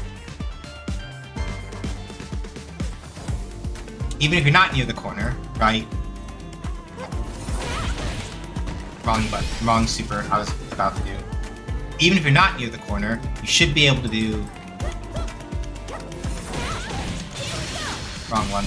I have a bad habit of doing that because I'm not used to playing this on a super yet. You can do this and still catch people, even with Super Arc 2.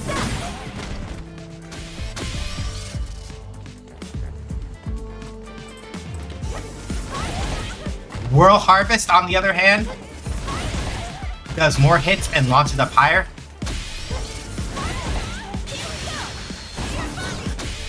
It's still a little bit hard. It's still a little bit tricky to combo with, depending on the situation that you're in.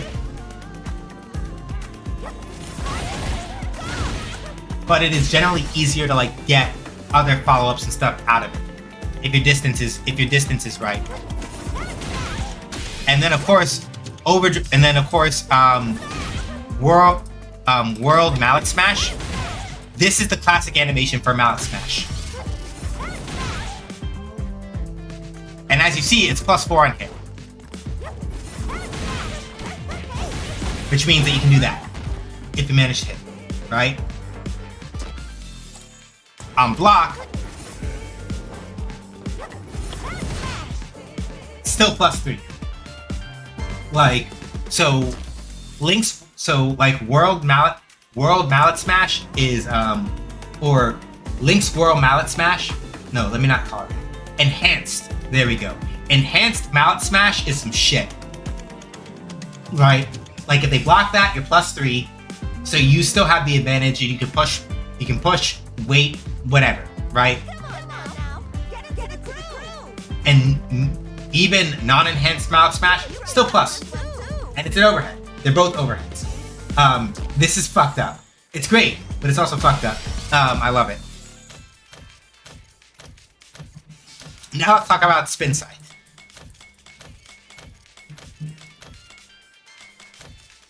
So, Spin Scythe. And then Moonglider. Sorry, Spinning Scythe is the name. Sorry. I'm used to saying Spin Scythe because Elena's Japanese voice actress in Street Fighter 3 Third Strike says Spin Scythe when she does it. But the proper name of the move is Spinning Scythe. So, the major change to Spinning Scythe compared to its previous iterations. Initially, when you did Spin Scythe initially, you'd only do the first 2 kicks, and then you'd have to put in the input again in order to get the last 2, right? They've changed it now. Now, no matter what version of Spin Scythe you do, you always get all 4 hits. So the light version is that.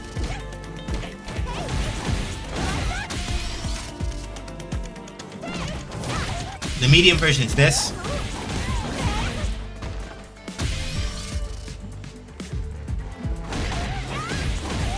And the heavy version does a little bit of a launch. Right? But the way that Spin Scythe is set up, generally speaking, Spin Scythe, you can only combo into it from buttons of the same strength of the Spin Scythe you want to use. So Light Spin Scythe, only combos from lights. Medium Spin Scythe, only combos from mediums. The mediums that you can't cancel anymore, right? Heavy Spin Scythe, only combos from heavy attacks or things that hit at roughly the same strength as a heavy attack. So, it's a little bit difficult for Elena to combo directly into Heavy Spin Scythe, and that's because the Heavy Spin Scythe, the last hit, will always launch. So it's deliberately a lot harder to like combo into because of that. You can get it out of crouching heavy kick though. Or sorry, crouching heavy punch, I'm sorry. Right? But that's because that float time afterward is really, really scary.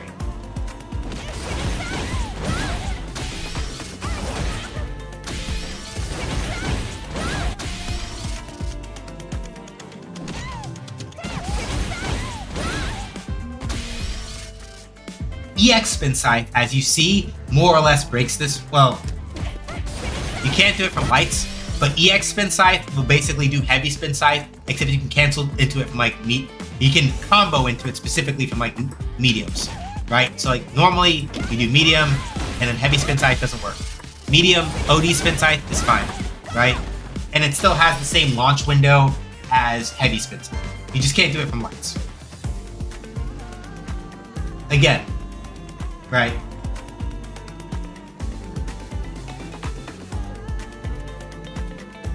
So, the other thing though, this is how they sort of compensate. So, because you cannot cancel Spin Scythe, you can't cancel Spin Scythe, you can't like stop it rather after the second hit anymore, but to compensate for that, you can Link's Whirl out of the second hit, you can do Link's Whirl. And because it's Link's Whirl, this means that your stuff is enhanced, right?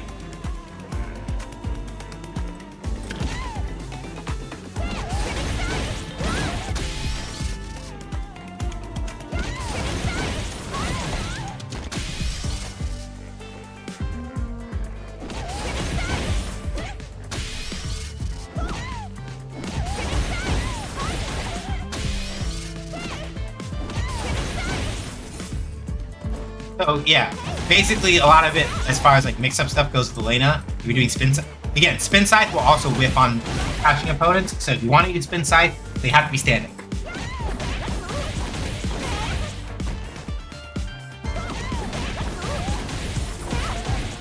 Right? So you can do stuff like that.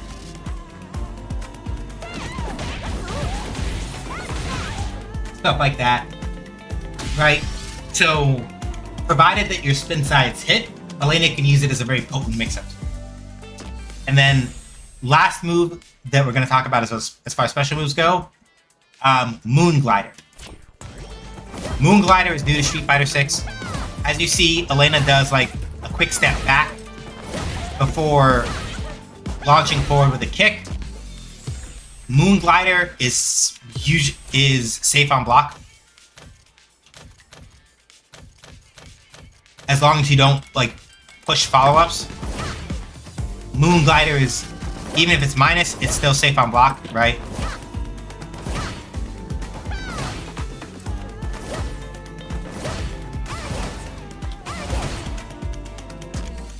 So if you're fighting if you're hitting somebody and it's like, ah shit, they're crouching, assuming that they don't mash to interrupt you, because like Moon Glider, you see it has like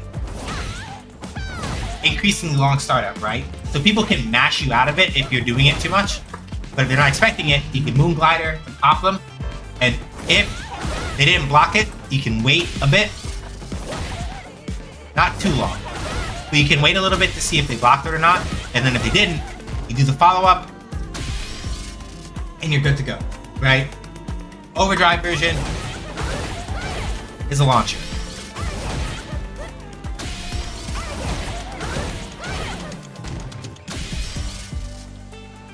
So,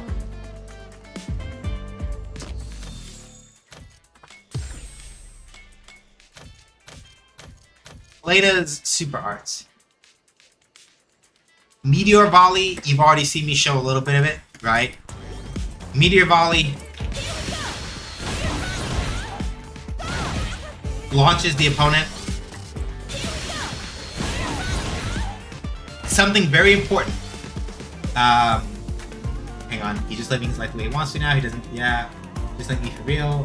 Final Fantasy 14, Final Fantasy 14 Twitch. Yeah. And who says that, like, the internet can't bring people together?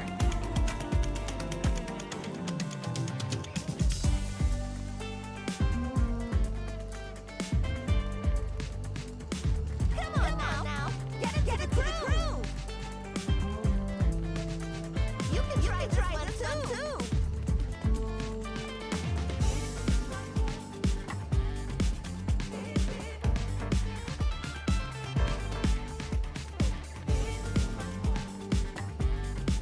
So yeah, the Meteor Volley especially, if you're close. Regular Rhino Horn is not fast enough to follow up afterward. Neither is OD. I think maybe if you're in the corner, but I doubt it. Yeah, usually the follow-up after Meteor Volley is just heavy or OD scratch wheel.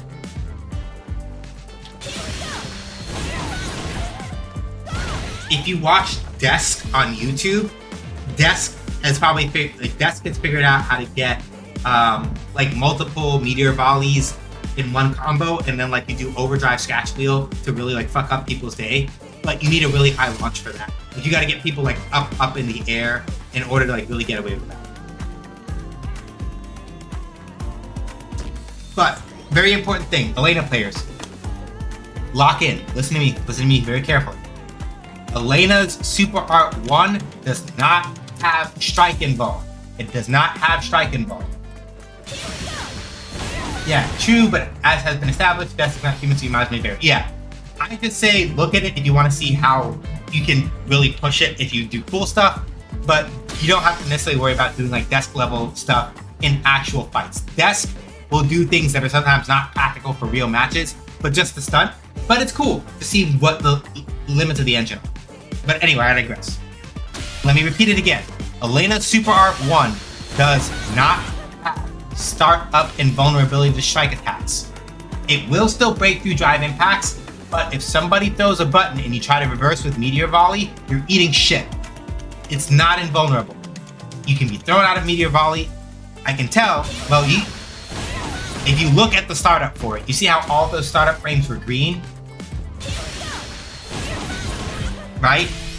All those startup frames being green means that you have no invul during that time, right? Whereas with your Super Art 2, you notice how it's in white, right? Pure white means that you are completely invulnerable during that time period.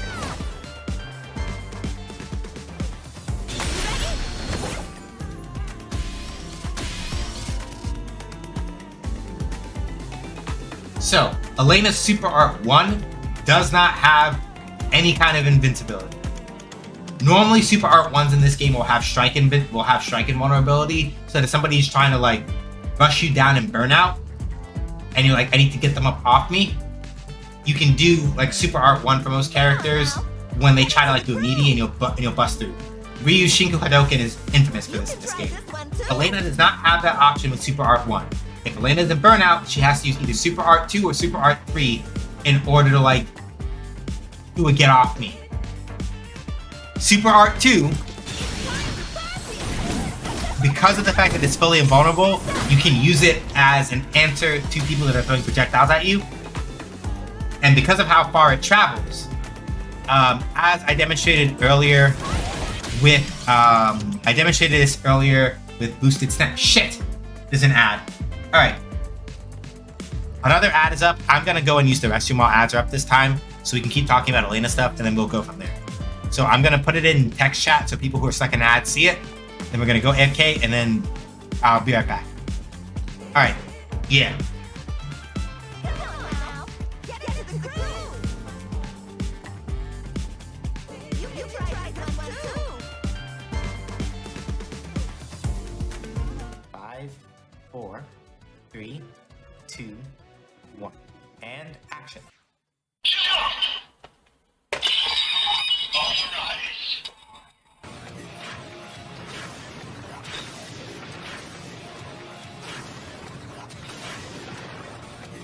Henty! The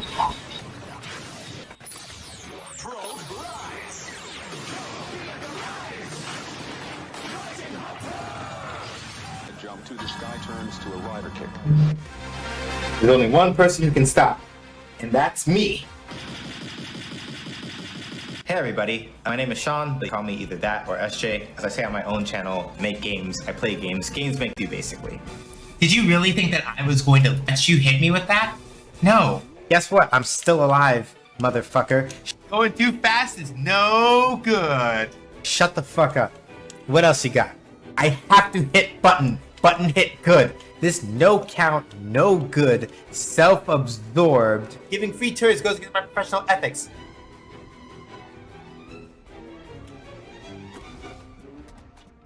I saved your ass! Yo, the nerve of this motherfucker. The absolute gall. The complete stinkiness. Do you see these motherfuckers? They stole all my shit! Fuck out of here. Fuck you. I don't give a fuck now. Stank ass, punk ass, smelly ass motherfucker. Yo! Not with the deep cut. My brain is full of eels. Anyway, so Fuck. We should just play this fucking video game. Damn it. That's not fair. No, that's fighting dirty. You can't do that. Just because it's correct doesn't mean it's right. Just for that, I'll teach y'all to talk to me about the consequences of my own actions. And now, this poll that I'm not going to look at the results of yet, I'm lying, I'm going to look right now. Jesus fuck! Why are y'all like this? What was the reason? This is all according to my calculations. We will probably be fine.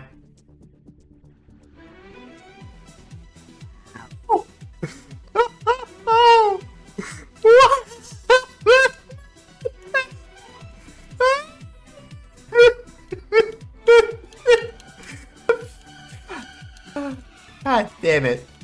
Can somebody clip that? Going too fast is no good. You facetious motherfuckers. You really are gonna stand up in front of God and everybody. Oh my fucking God. No. I can't fucking stand you. How dare you? How very dare you? You right, but shut up. Give me a church.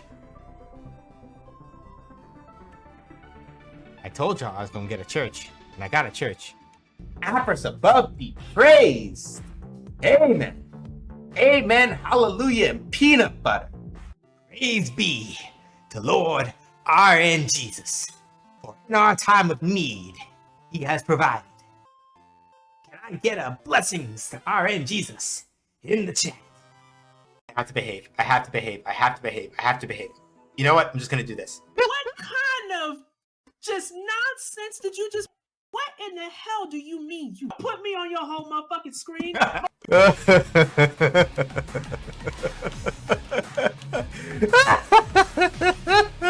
Oh, they're all gonna die. Somebody clip that. Oh no. Not again. Y'all do what I think y'all did? Y'all can't bully me like this. Y'all got me all kinds of twists turned up right now. I don't know what the... I applaud you, but also, god fucking damn it, I would just be like, fine, it's fine, it's fine, it's fine, it's fine, it's fine, it's fine, I should be fine. Fuck all of you. No! No! No! That's not how this works. I am the danger. Oh yeah!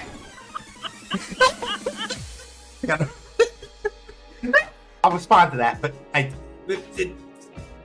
fuck! That's shit! Fuck! That's all I have to say in response, you know? If you are into fighting games, JRPGs, game design talk, and all that other kind of stuff, please feel free to follow me over at twitch.tv/SJH says games. I can't fucking stand y'all. I can't. Y'all are the absolute fucking worst. I love this fucking community so much. Y'all are just the best. You know that? All of y'all. All of y'all in here. I appreciate y'all so much. You got the straight mom seal of approval. Also because I'm handsome.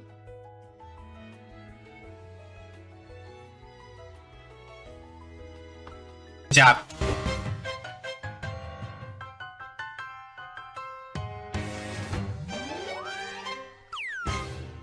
Five, 4, 3, 2, 1, and action.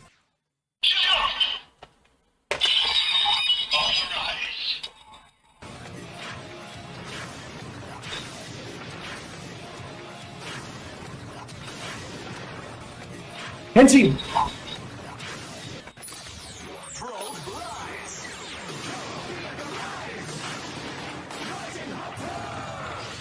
jump to the sky turns to a rider kick.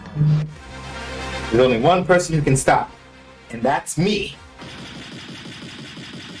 Hey everybody, my name is Sean. They call me either that or SJ. As I say on my own channel, make games, I play games. Games make you, basically. Did you really think that I was going to let you hit me with that? No. Guess what? I'm still alive, motherfucker. Going too fast is no good. Shut the fuck up. What else you got? I have to hit button. Button hit good. This no count, no good, self-absorbed. Giving free turns goes against my professional ethics.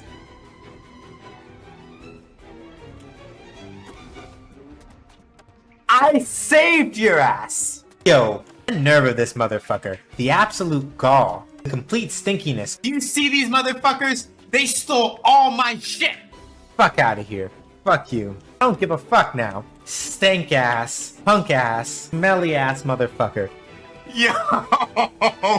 Not with the deep cut. My brain is full of eels. Anyway, so fuck. We should just play this fucking video game. Damn it. That's not fair. No, that's fighting dirty. You can't do that. Just because it's correct doesn't mean it's right.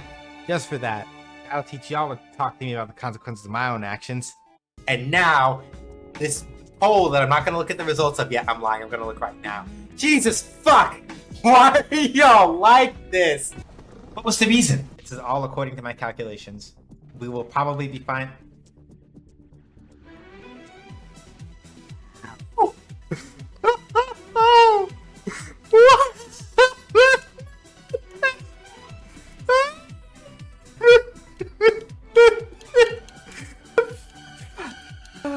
God damn it. Can somebody clip that? Going too fast is no good. You facetious motherfuckers. You really are gonna stand up in front of God and everybody. Oh my fucking God. No. No. I can't fucking stand you. How dare you? How very dare you? You right, but shut up. Give me a church. I told y'all I was gonna get a church, and I got a church. Apris above be praised. Amen. Amen. Hallelujah. And peanut butter. Praise be to Lord R.N. Jesus. For in our time of need, he has provided.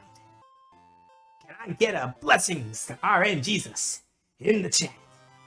I have to behave. I have to behave. I have to behave. I have to behave. You know what? I'm just gonna do this. What kind of just nonsense did you just... What in the hell do you mean? You put me on your whole motherfucking screen?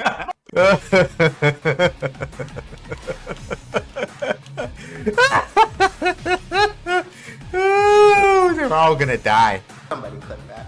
Oh no. Not again. Y'all do what I think y'all did? Y'all can't bully me like this. Y'all got me all kinds of twists turned up right now. I don't know what the... I applaud you, but also, God fucking damn it, I would just be like... Okay, we're back. Okay, so before I left, I was reiterating, I'm gonna reiterate it one more time in case it was kind of like a missed thing. Elena's Super Art 1 does not have strike invincibility. So if you are in burnout and you need to get past somebody, you need to use Super Art 2. Because that has full invo. And because it has full invo, that means you can also use it as an anti-projectile attack and catch people out. Also in situations where Elena managed to get like launches that leave people just high enough,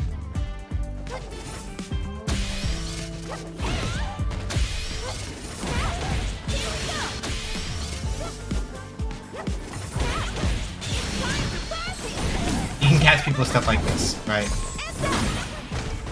The other thing about Elena's Super Art 2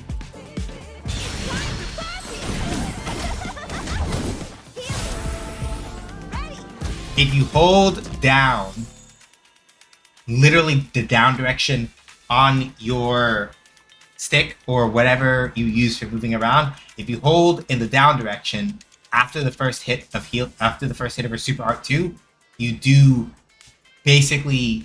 less damage because you won't do the last hit, but she will instead heal herself for a little bit of health.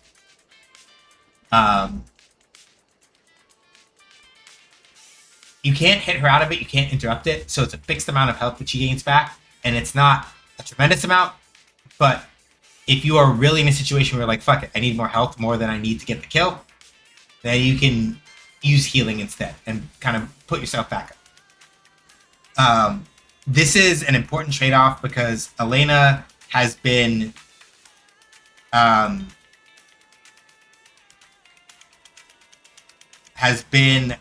very infamous in previous Street Fighter games, more so in like Ultra Street Fighter 4.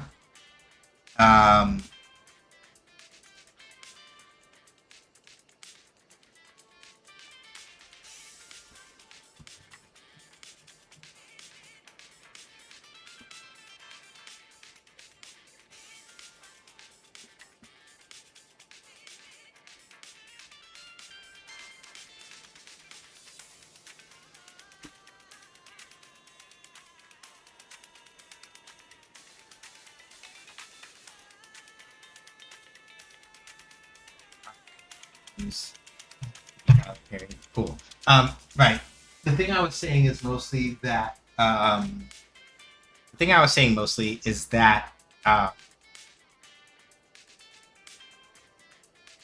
in previous Street Fighter games, specifically Ultra Street Fighter 4, Elena was infamous for her healing super basically making her extremely good at stalling and keeping people from like keeping or holding momentum. Because if she lost enough health she would be able to use healing in order to regain that health, and then that means then if she lost more health again, she'd be able to use it again, so on and so forth. And it would heal a lot. On top of just other things that she was able to do in Ultra Street Fighter 4, Elena was just a really good character in that game. And that freaked people the fuck out. They did not have a good time with that.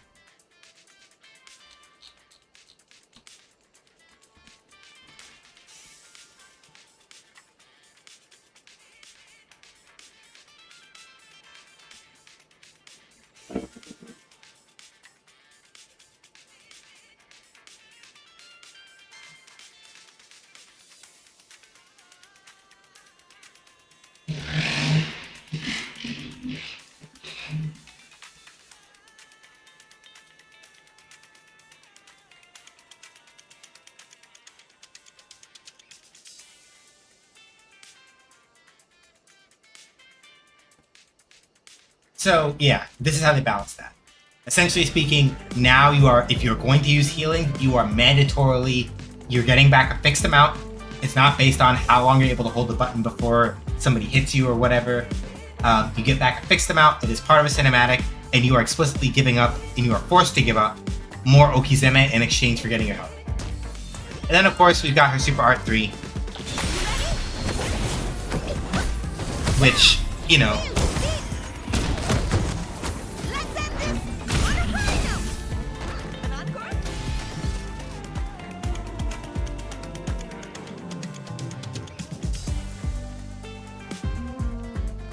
there you go, basically, as far as that goes. And the critical art version looks even cooler, and I really like it a lot, and it's a really good move.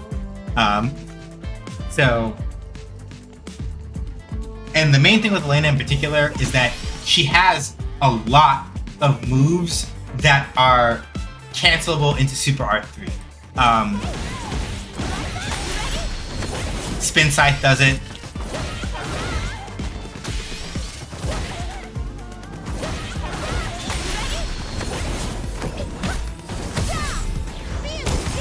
Moon Glider does it.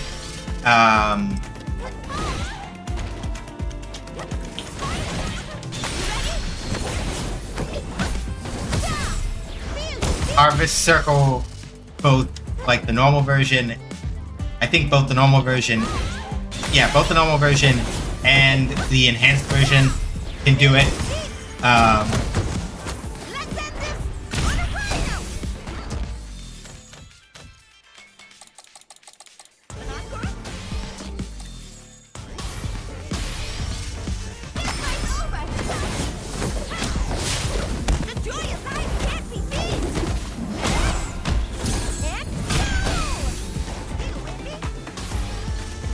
And that's the critical art version.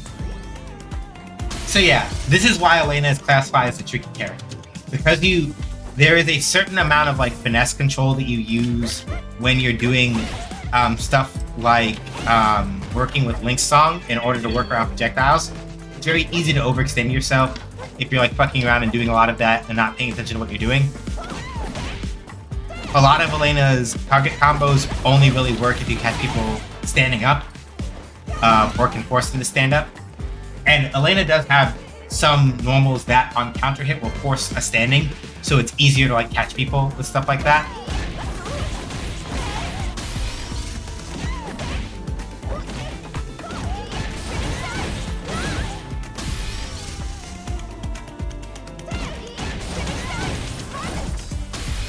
Oh, was it? Is that how you do it? It was... I think it was that, actually. So let's do it. No. Let me see. No. Yeah, that's the trick. I was trying to remember how Desk did that. And in this particular case, right, it's one of those things where, like, with this combo, for example, you have to specifically use the light version of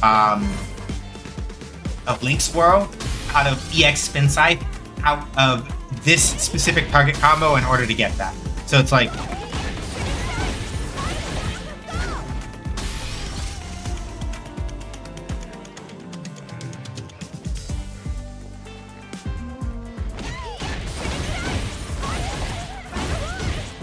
right? So it's a very specific, so it's that kind of stuff where it's like that's what makes Elena more tricky and technical as a character in certain aspects. It doesn't mean that it's like, oh, she's going to be really hard to learn, so I shouldn't learn how to play her. It's not that. It's one of those things where it's more like you just have to become more aware of what buttons you're poking with and how.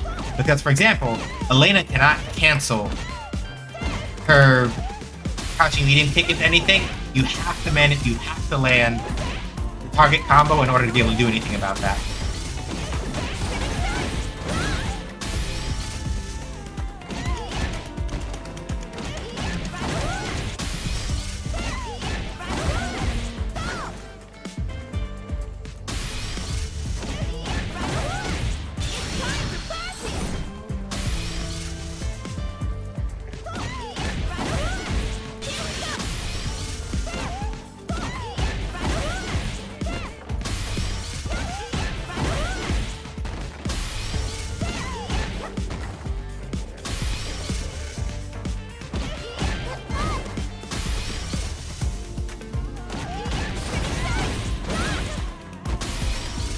So it's one of those things where, as the technicality of using Elena is mostly in, you have to get used to the way her target combos work. You have to get used to, you have to sort of rewatch, especially depending on like, if you've been playing a character who can do a lot of poking with like 2MK, which they've already been a thing that they've been weakening anyway over the course of the game. It's very easy to like, oh yeah, I'll do crouching medium kick, and then do target combo. Oh, they were crouching when I hit them. Well, shit, I'm fucked, right? That kind of thing tends to happen a lot. We're playing casual matches. I'm not doing ranked with Elena. I'm not going to say ever, but it will be a very long time before I even remotely consider it. I don't want to do it. Not for a while. Show me what you have. Round one. Fight.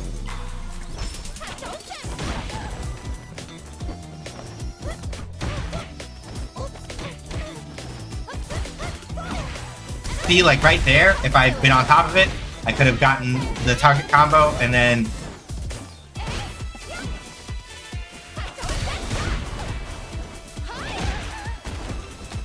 good throw.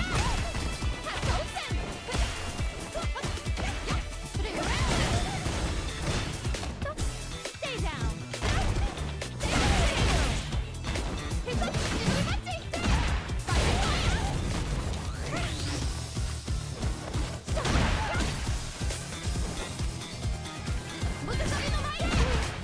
See how Mai was standing up after that? If I'd been a little more on the ball, I would have been able to just do an immediate punish after that with any of Elena's other target combos, and bam, a deal. But knowing and learning how to recognize when you've got somebody standing and you hit them is very difficult with her. It takes a little bit of getting used to. Like, having more buttons to hit with will help, obviously, but like...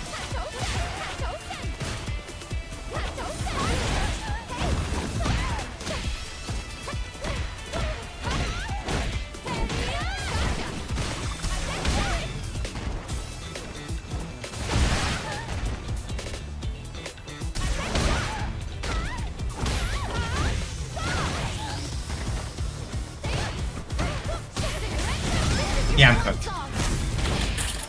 But yeah. So you see... So yeah, for me, like, the things that I'm focusing on with Elena right now, I'm trying to learn how to get used to confirming if somebody's standing up or not. That's the thing I want to kind of focus on more than anything else. Not necessarily because I want to like land big long combos, but just because like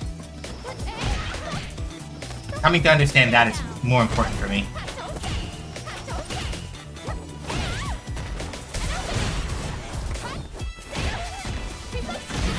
Fair.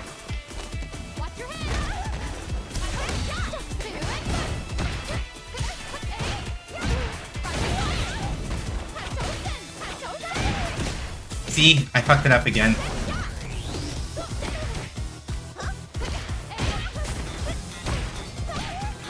Because the main thing is that because I'm hesitating a lot, trying to figure out how to, and it's really hard to do like one hit confirm checks. So that may be that I'm approaching that the wrong way.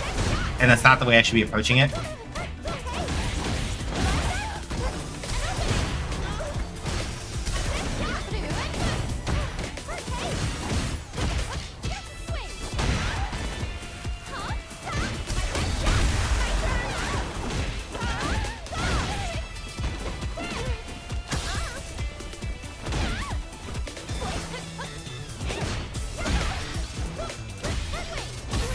See? And then I'll go for it at the wrong time.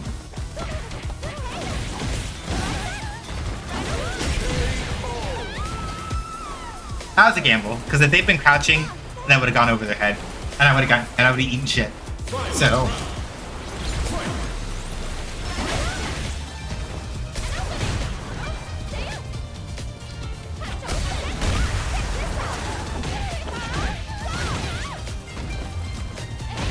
There.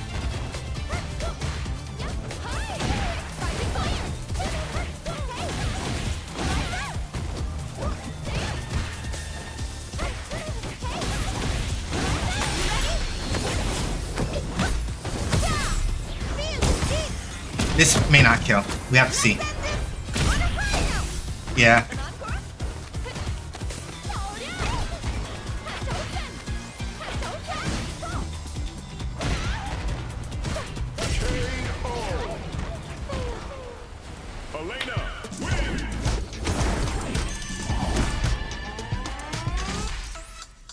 A lot of people don't like Elena's new haircut because they think that the bangs is bad. And that the rest of her hair looks kind of like moppish and doesn't look good. Oh yeah, see? Like I would not have been able to walk away from that before the proximity change that they made. Stay down.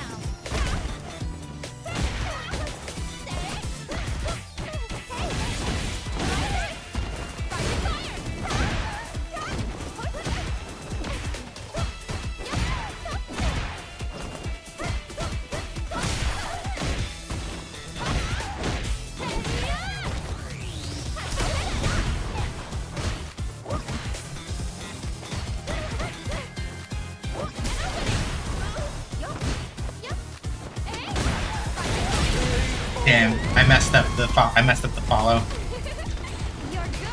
Cause yeah, like jumping heavy punch, as y'all can see, that funny looking like upside down kick is it's a lot. It's really good. Sorry, jumping heavy.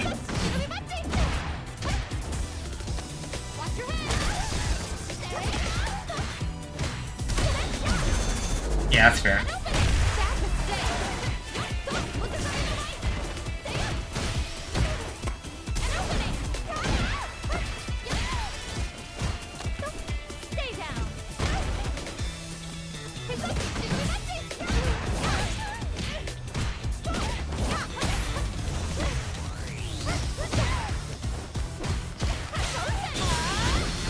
Yeah, no, I got it. So yeah, Maya's not like a bad character by any means with the changes. It's just that they did these things to kind of like try to equalize her down a little bit. Like she still does Maya things. It's not that different. It's just that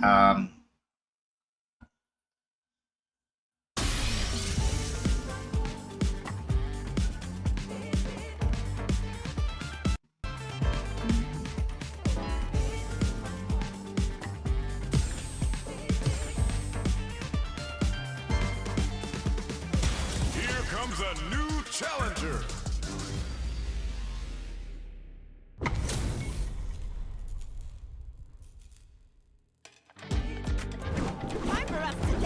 very important thing about the Elena mirror. Even if people skip the intro, Elena does a fist bump with her mirror self. This is important information.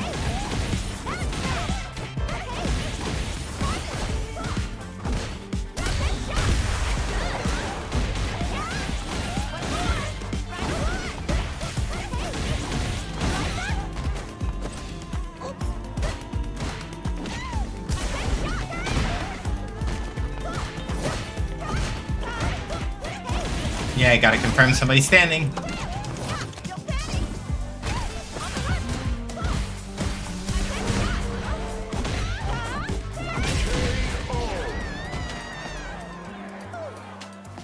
Yeah, Elena's standing heavy punch is also your punish counter.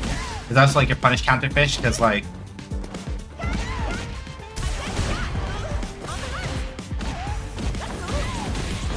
Okay, I see.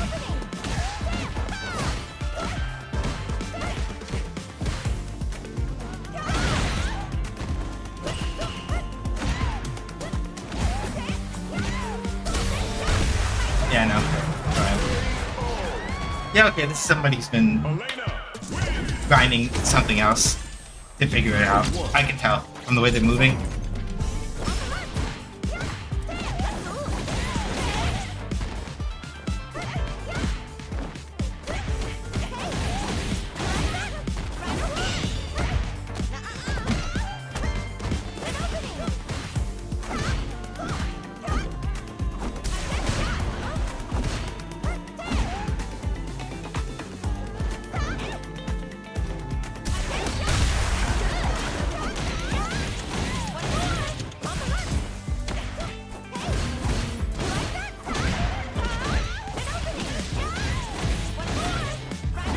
Horn.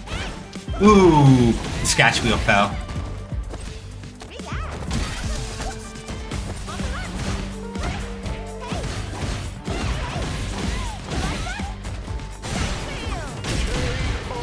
Yeah, you're too impatient. I gotta like rely a lot on like my basics and stuff.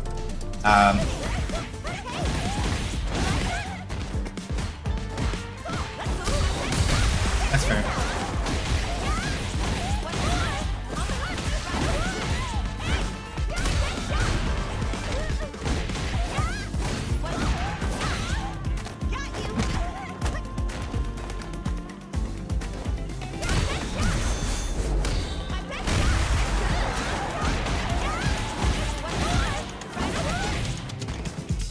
Oh, I should have done SA3 after that. That would have gotten the kill. That's my fault. So that would have killed. But I wasn't thinking about it.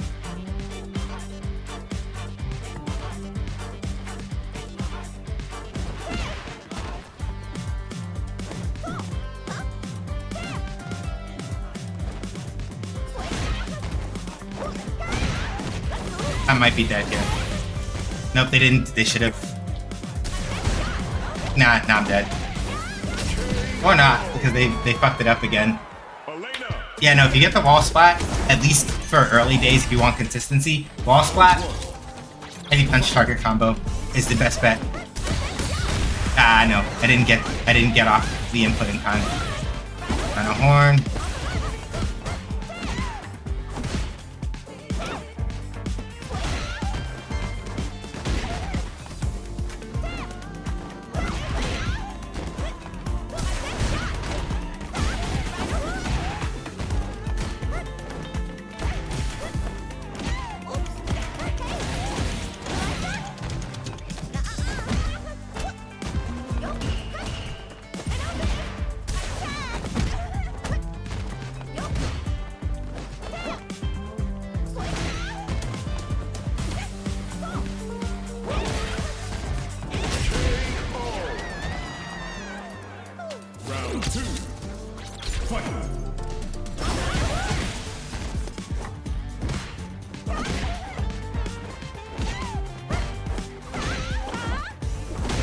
That's fair. Yep.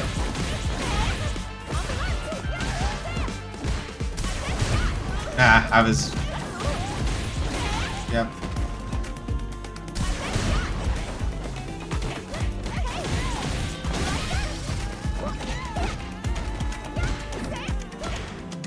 Yeah, they didn't take the bait. That's fair. I respect it.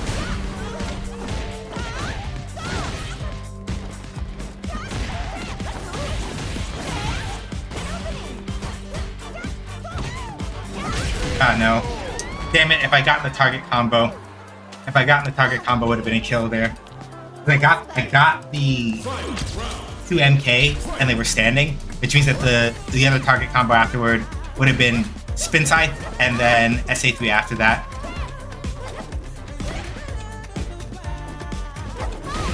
That's fair.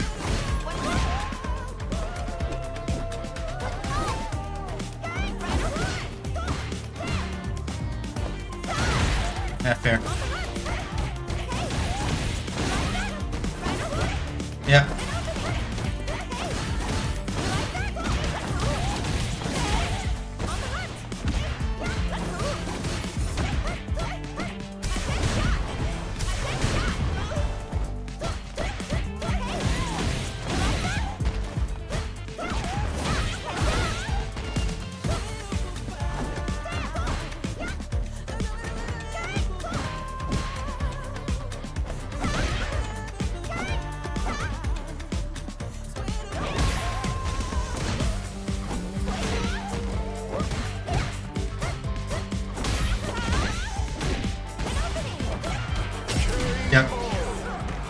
trying to enforce a lot of their stuff with drive rush too much, so they keep doing it too close, and they're losing to me like mashing jab because of that.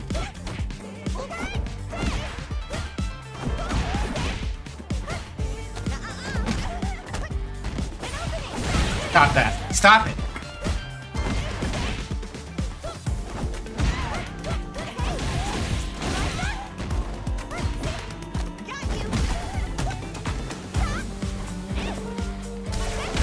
There.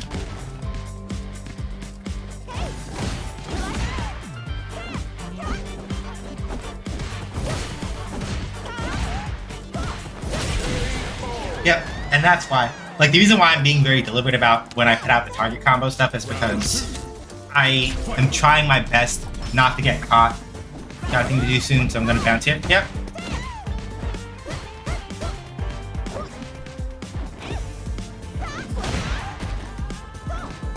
Good jump.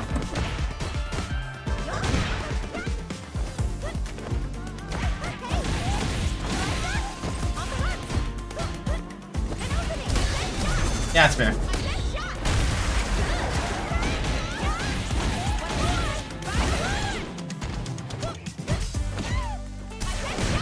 Yeah, fair. Ta-da.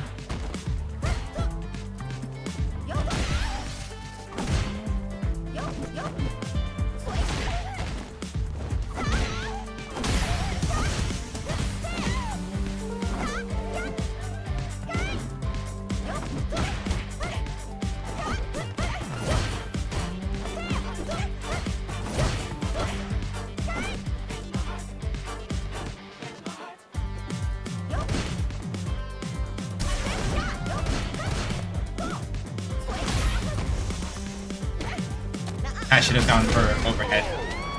I'm not used to having a standing overhead, so I don't use it as much as I should. And that it wouldn't have killed, but it would have put them in a position where it's like I still have the health advantage.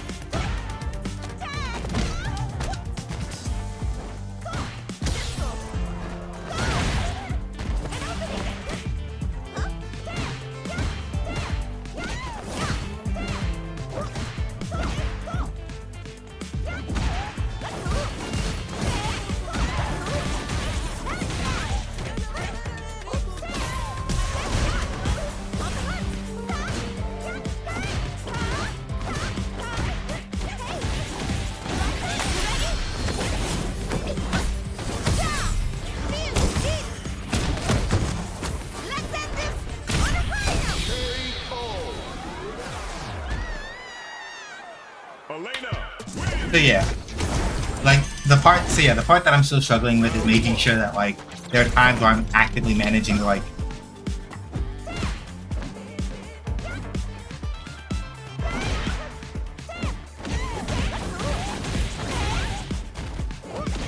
catch people with like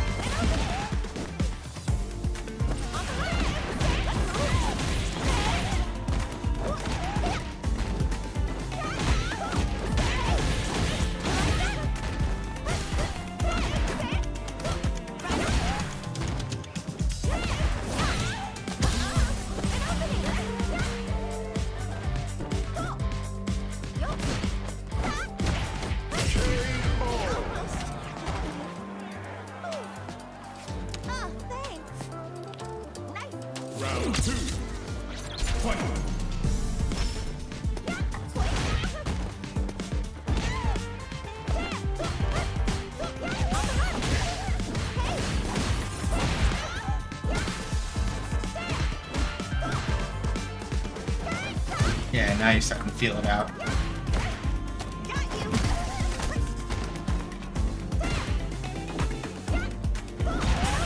There you go.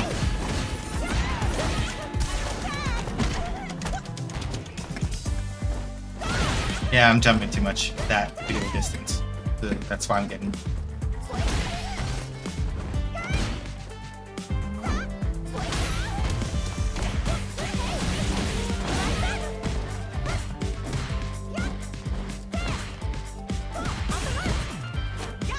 Good though.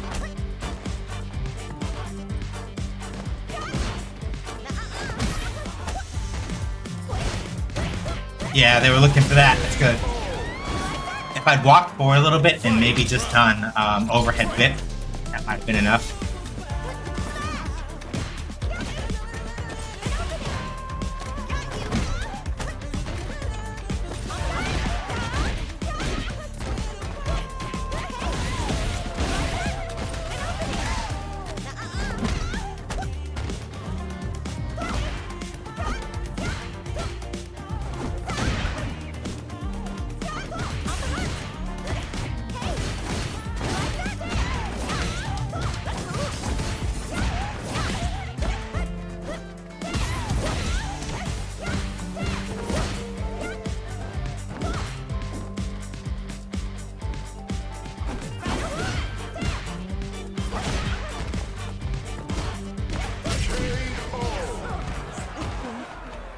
Elena, win.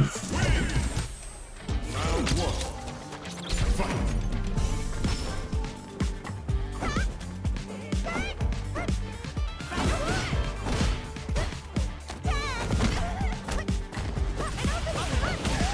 That's fair. Ooh, yeah, that's a good one.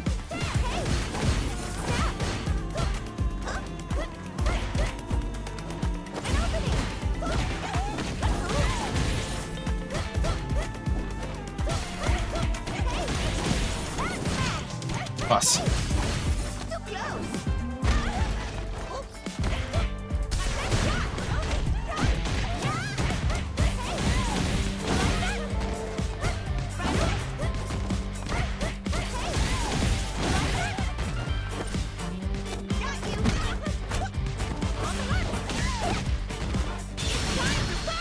Ooh, I respect it, but nah.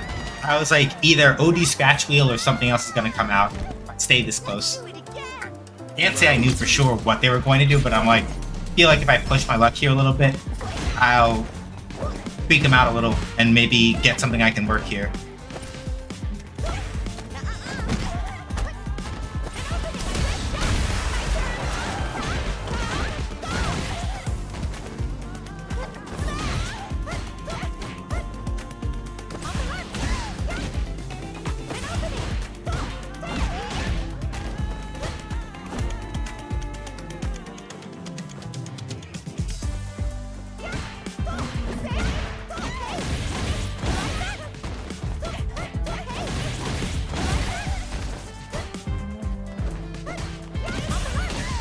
Yeah, that's good.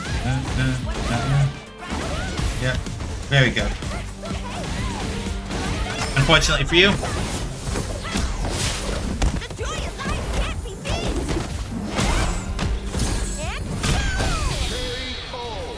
unfortunately, your boy is very good at the toe taps. Round 1. Fight. Good whip.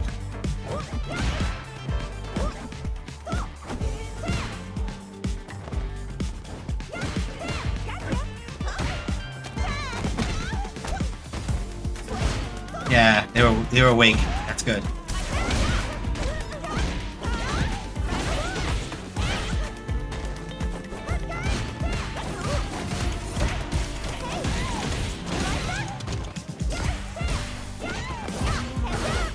Ah, whoops.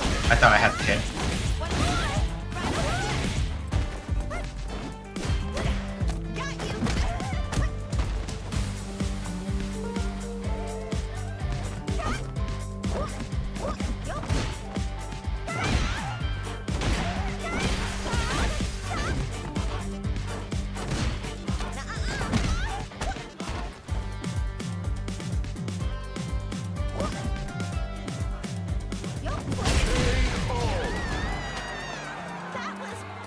And there's a part there where they crouched because they were expecting the slide.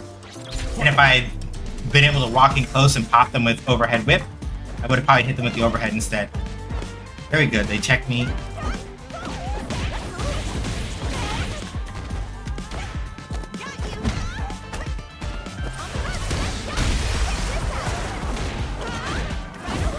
Whoops, that doesn't work.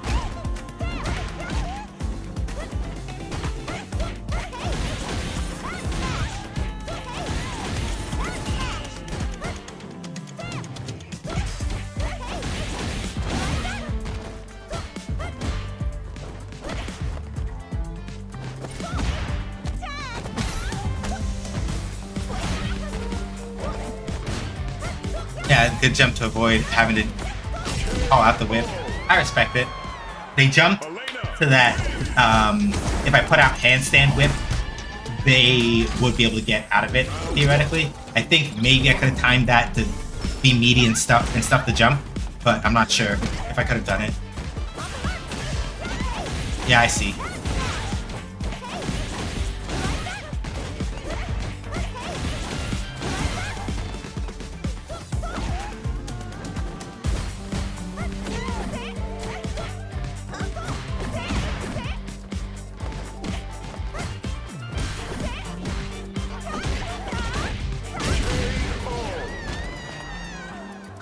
Round 2. Fight.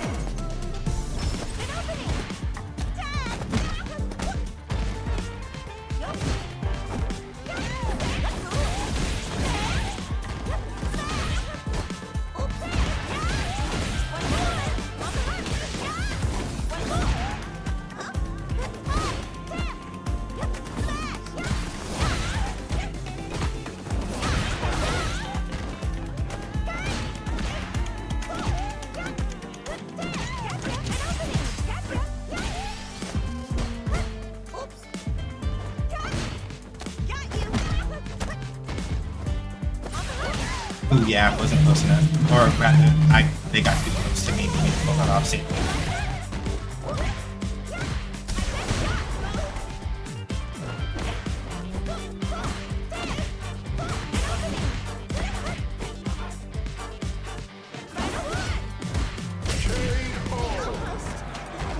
Yeah, like Rhino Horn, they probably could have punished that. I don't know if I'm able to actually space Rhino Horn to be safe.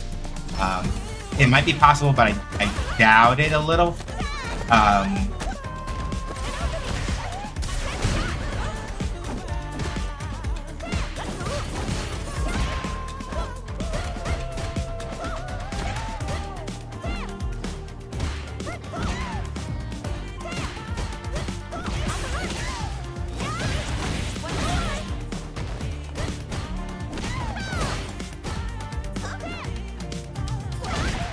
Ooh, yeah, that's fair.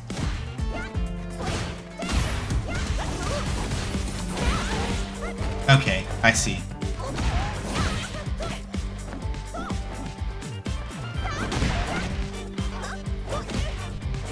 Yeah, good handstand whip. It's not gonna kill, but I need to put a little bit of a scare on them. Yeah, that's my own fault. If I'd either waited to see what they were going to do after that, or if I hadn't pushed drive impact, I might have been able to make that work. But I got a little too eager.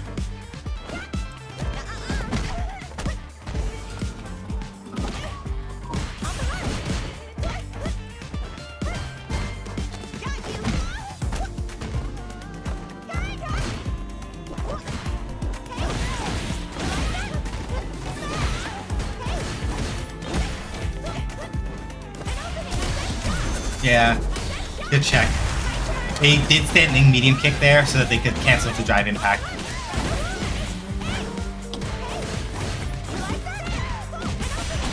Yeah.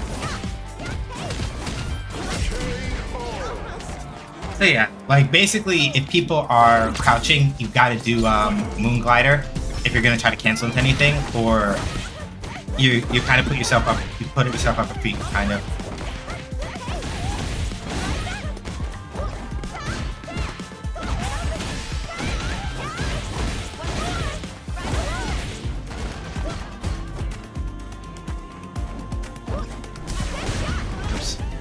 didn't react in time.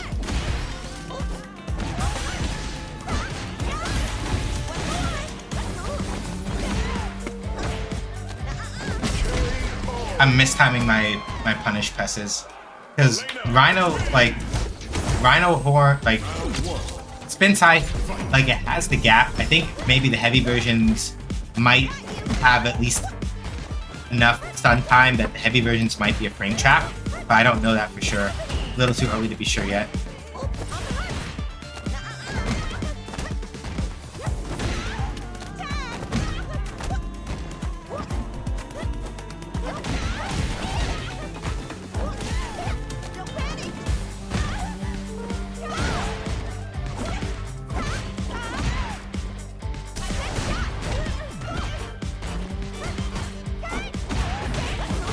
Yeah, you're cooked. Yeah, so mostly I think I need to try to focus on using crouching medium kick as like a are you walking back check, because if somebody's walking back and they get hit by it, then they're standing, and then that means I can just like autopilot into the other thing.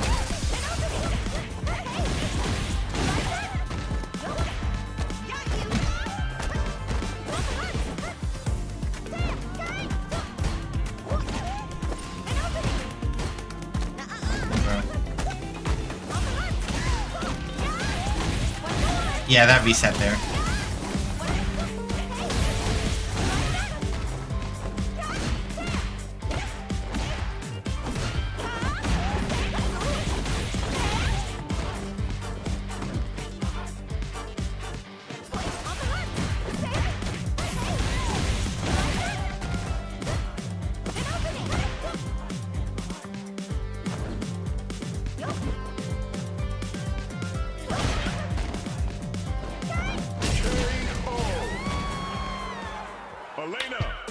And that's the thing, they're trying to push too hard on like 5 rushes and stuff like that. And so what's happening is that at least when I'm not having like other issues like asserting, I just kind of like, I pop them with a normal and make them go like, sit, like I just make them go stop. You know? Fair. Ooh, yeah, that's good. Final horn.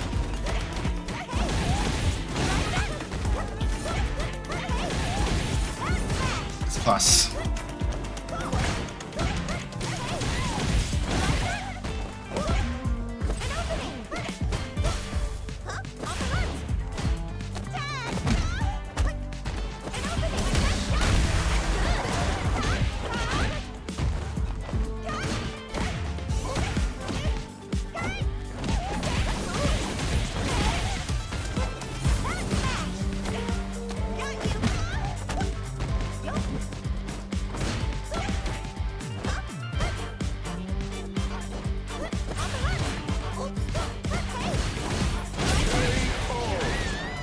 So the main thing also is that like with spin side, if you try to mash thinking that like a link swirl or something is coming and Elena lets the other attacks go through, it might actually just be like a natural frame trap depending, especially if you're actually blocking the hits.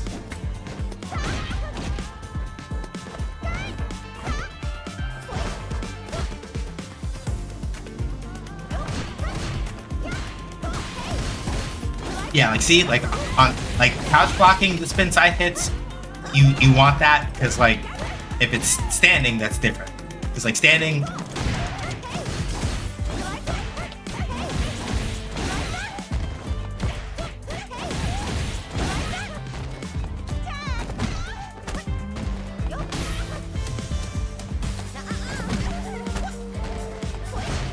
Ooh, that was good. They were looking for the sweep.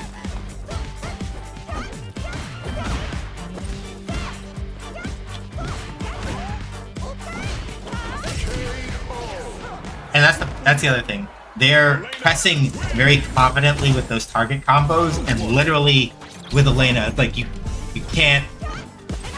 gotta be careful about how often you do that, because like straight up, like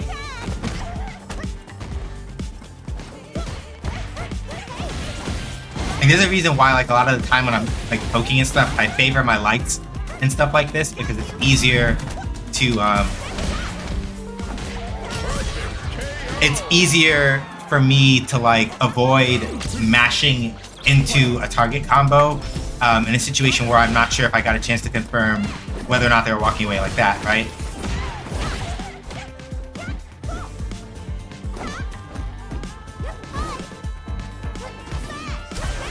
There.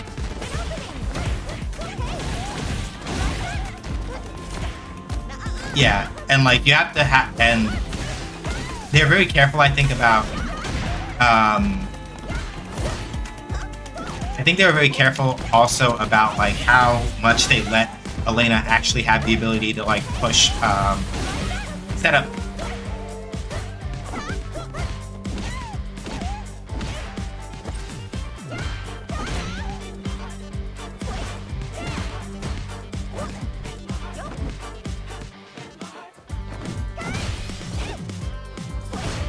Good. They're looking.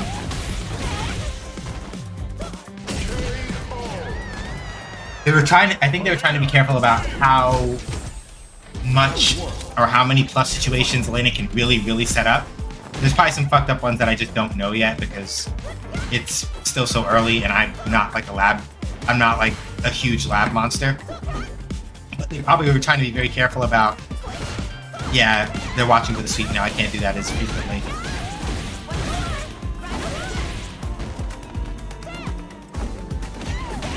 I can still catch them doing that though, because they stay.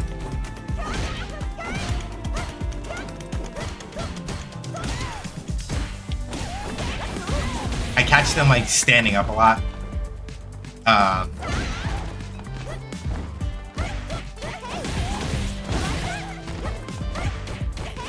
Okay, so heavy is too close there. Nah, can't do that.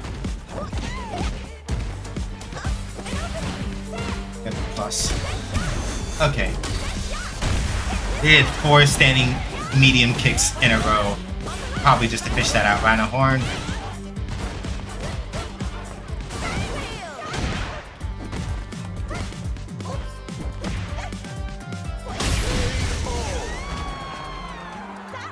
Are you light pants or dark pants? Dark pants. Round 2. Fight. Yep. Yeah, like Rhino Horn is like you can't space that to be safe. Like you can catch people off guard with it, and it's not a never do it, but it's a like catching people that consistently is going to be hard. Good throw.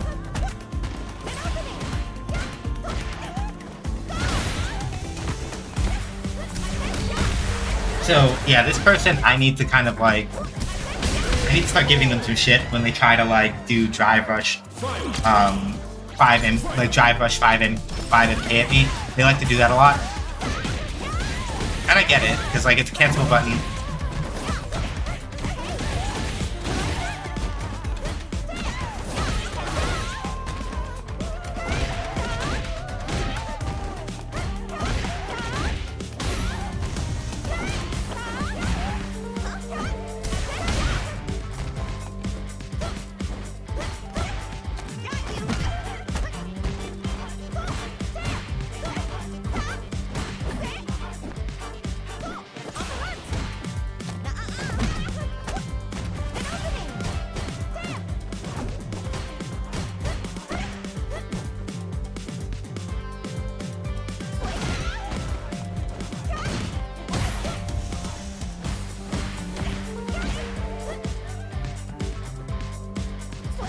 Yeah, see, there you go. You got it.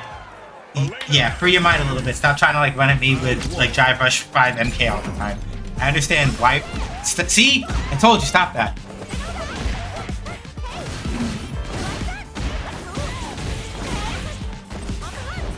Stop it.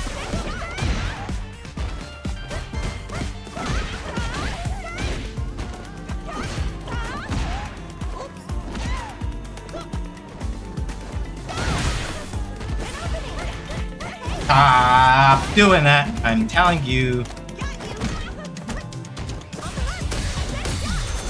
I shouldn't have done that. But like literally they do like drive rush. They do drive rush 5MK as like a pressure assertion tactic. And basically I nail them. If I nail them like 1 or 2 OD scratch wheels, they will probably stop doing that. Or that. like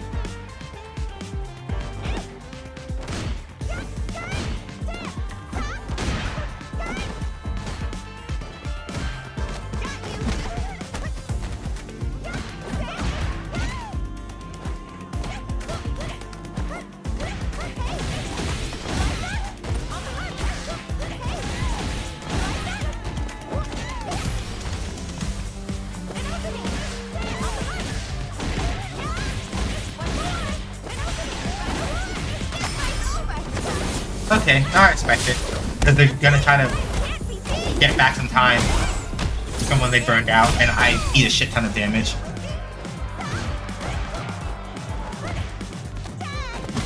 And now all they have to do is like survive the mix, basically.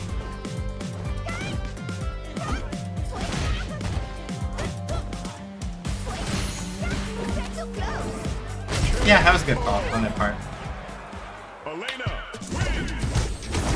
I am admittedly very conservative with my meter use, and sometimes it does not serve me very well in this game.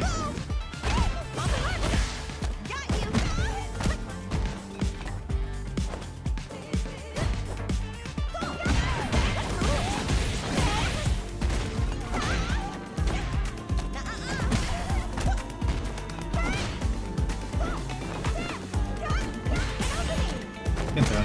Should have thrown me toward the corner, but that's my opinion, really.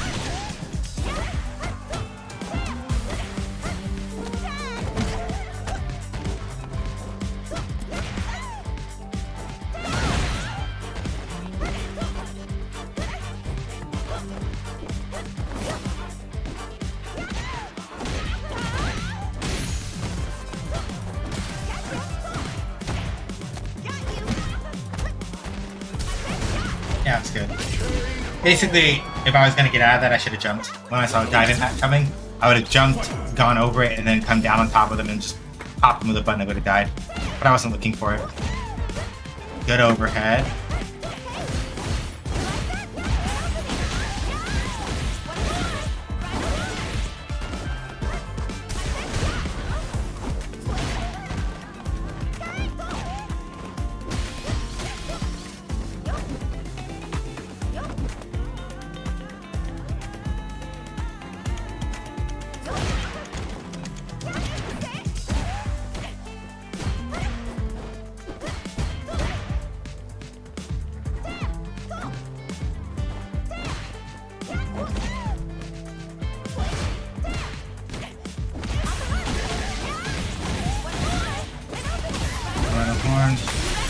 Yeah, they've got the corner carry and stuff down already, and they understand how to like put out the maximum damage.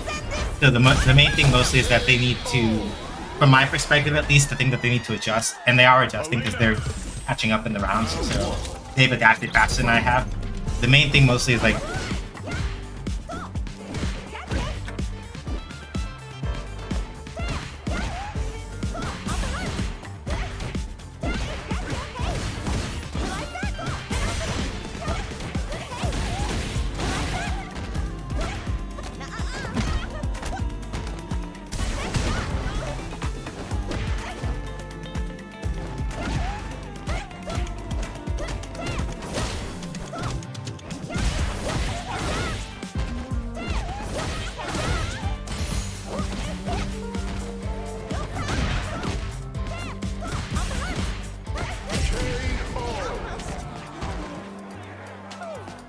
Round 2. Fight. that was good.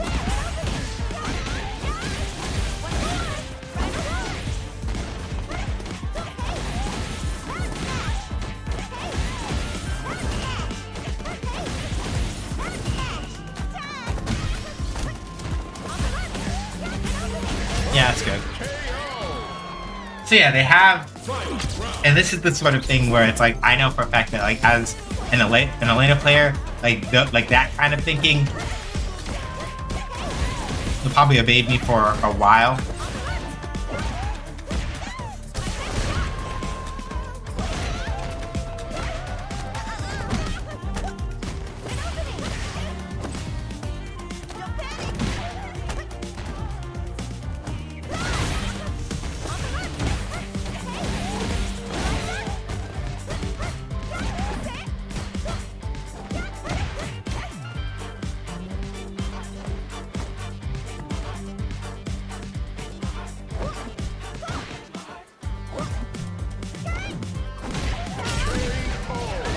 Yeah, and that was a good place to try for the standing heavy kick, even if like there wasn't much for a combo. I was already low enough that like essentially.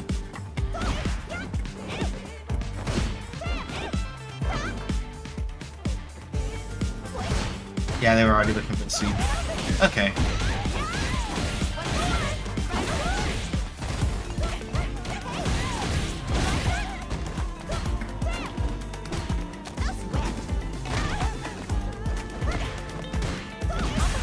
Okay, so that is a plane trap.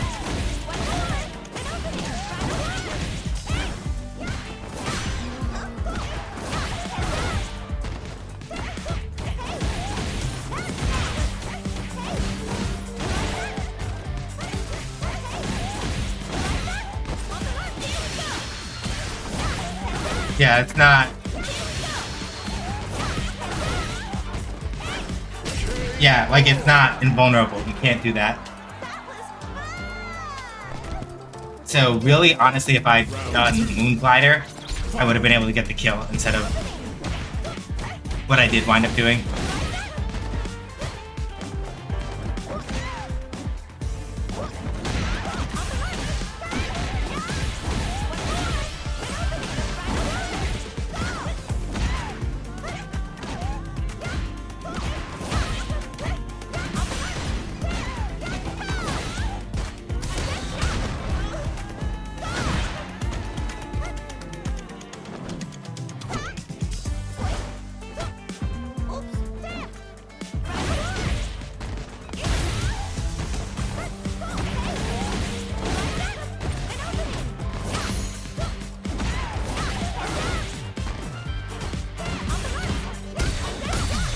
Fuck.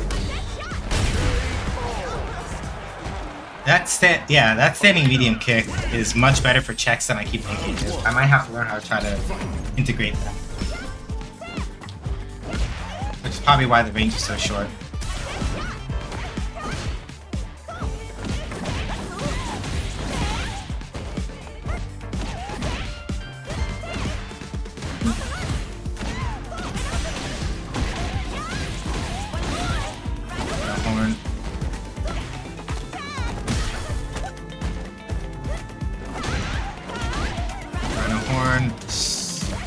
Light scratch wheel might have hit there, maybe. Yep. And that's the thing, right? Once you have people scared of spin sight, then you can start mixing in like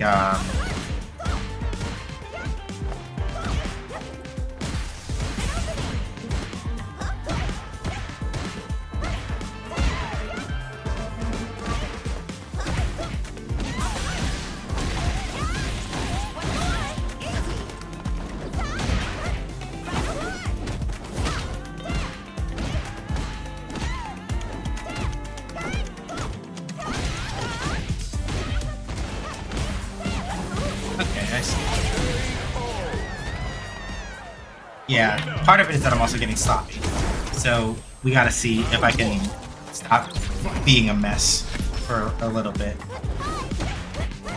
Because it isn't even that, like, the main thing I was saying is that they need to, like, stop doing,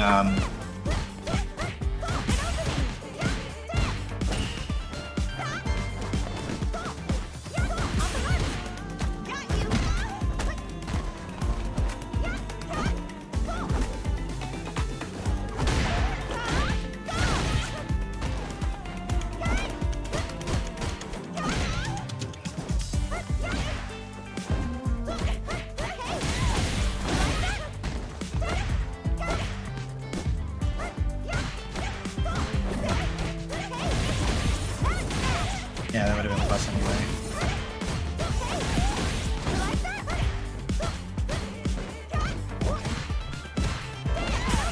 Yeah, I tried to do the overhead at the spacing where I did not have the permission.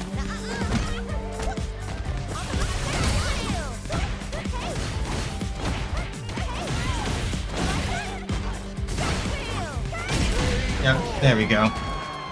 Baited them into the DP. I didn't know for sure they were gonna do it, but I'm like, let me get up close and see what happens if I do this.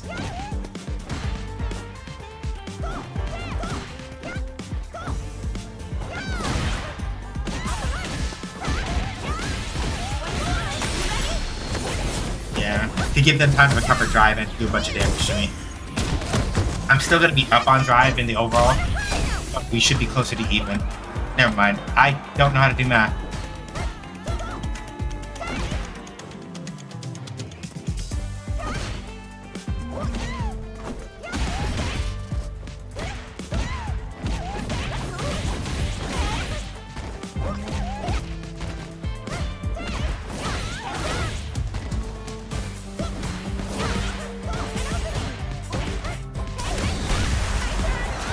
Later, Stubby.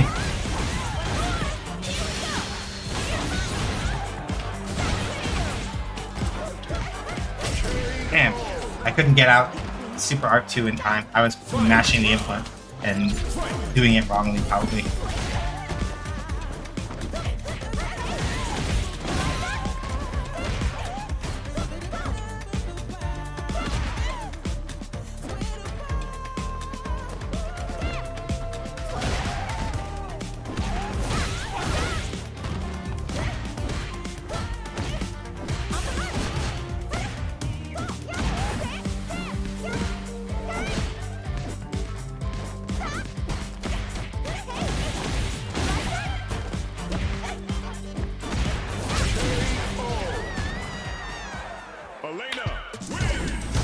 Alright. Yeah, it's 10 o'clock. I'm good. I gave him 10. Alright. I'm good. I'm still excited, to be entirely clear. I've also been at this for about 3 hours. And that is precisely...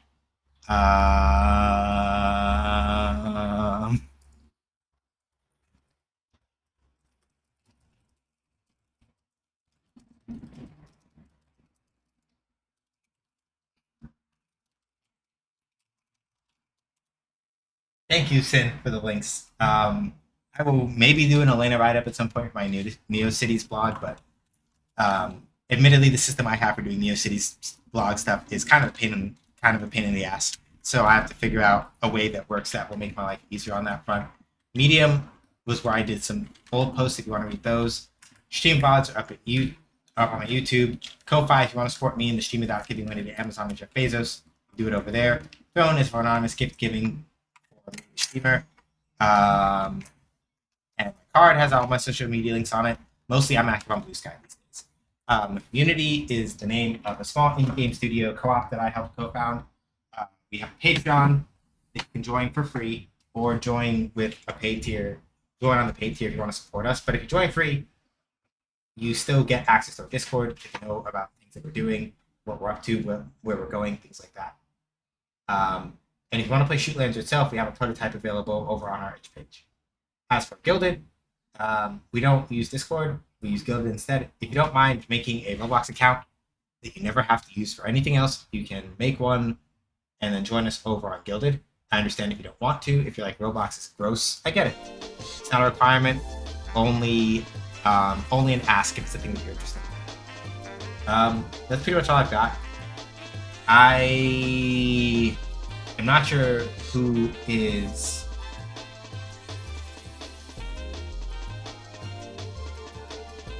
I am not sure who is on, but let's take a look and see who's on that we can go visit. Y'all, Season 3 is going to be so fucking sick. I'm so excited.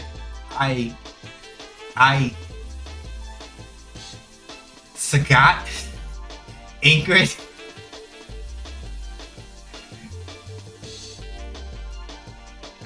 Good God. It's so good.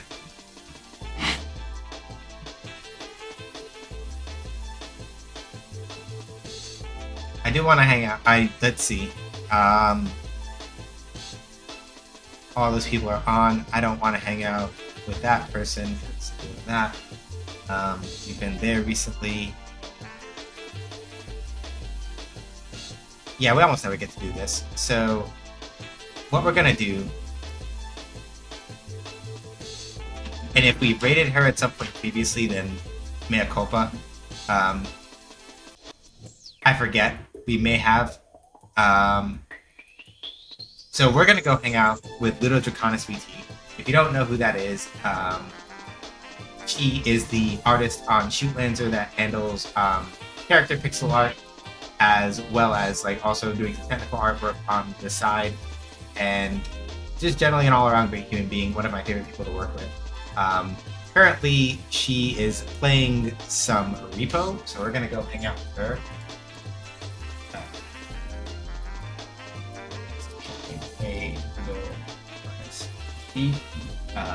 No one that page says raids. That's our raid message.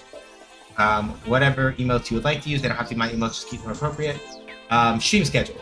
More Vesperia, Tales of Vesperia, this Sunday, 5 p.m. Eastern Time. Be there.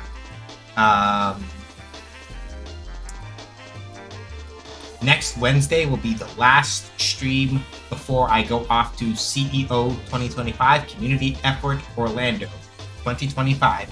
We are going to be heading there with Shootlancer in order to show it off, so I'm going to miss next week's Friday and Sunday streams. Next week, Wednesday, is the last stream until I come back. So June 11th is the last one. We take off June 13th and June 15th, and then June 18th. So we have June 8th, June 11th, take a break, and then I'm back the 18th. That's the plan. So keep that in mind. Thank y'all for coming by. Stay safe, wash your hands. Please wear a mask when you go outside. If you have to, just please wear a mask. Be good to yourself. Keep yourself safe. Be excellent to each other. But not to bigots, racists, terrorists, sexists, anti-queer folks, or fascists. Eid Mubarak. Before I forget, I realized that I forgot to say that at the start of stream. So Eid Mubarak for those of you that celebrate. Black Lives Matter, trans rights to human rights, reproductive rights to human rights.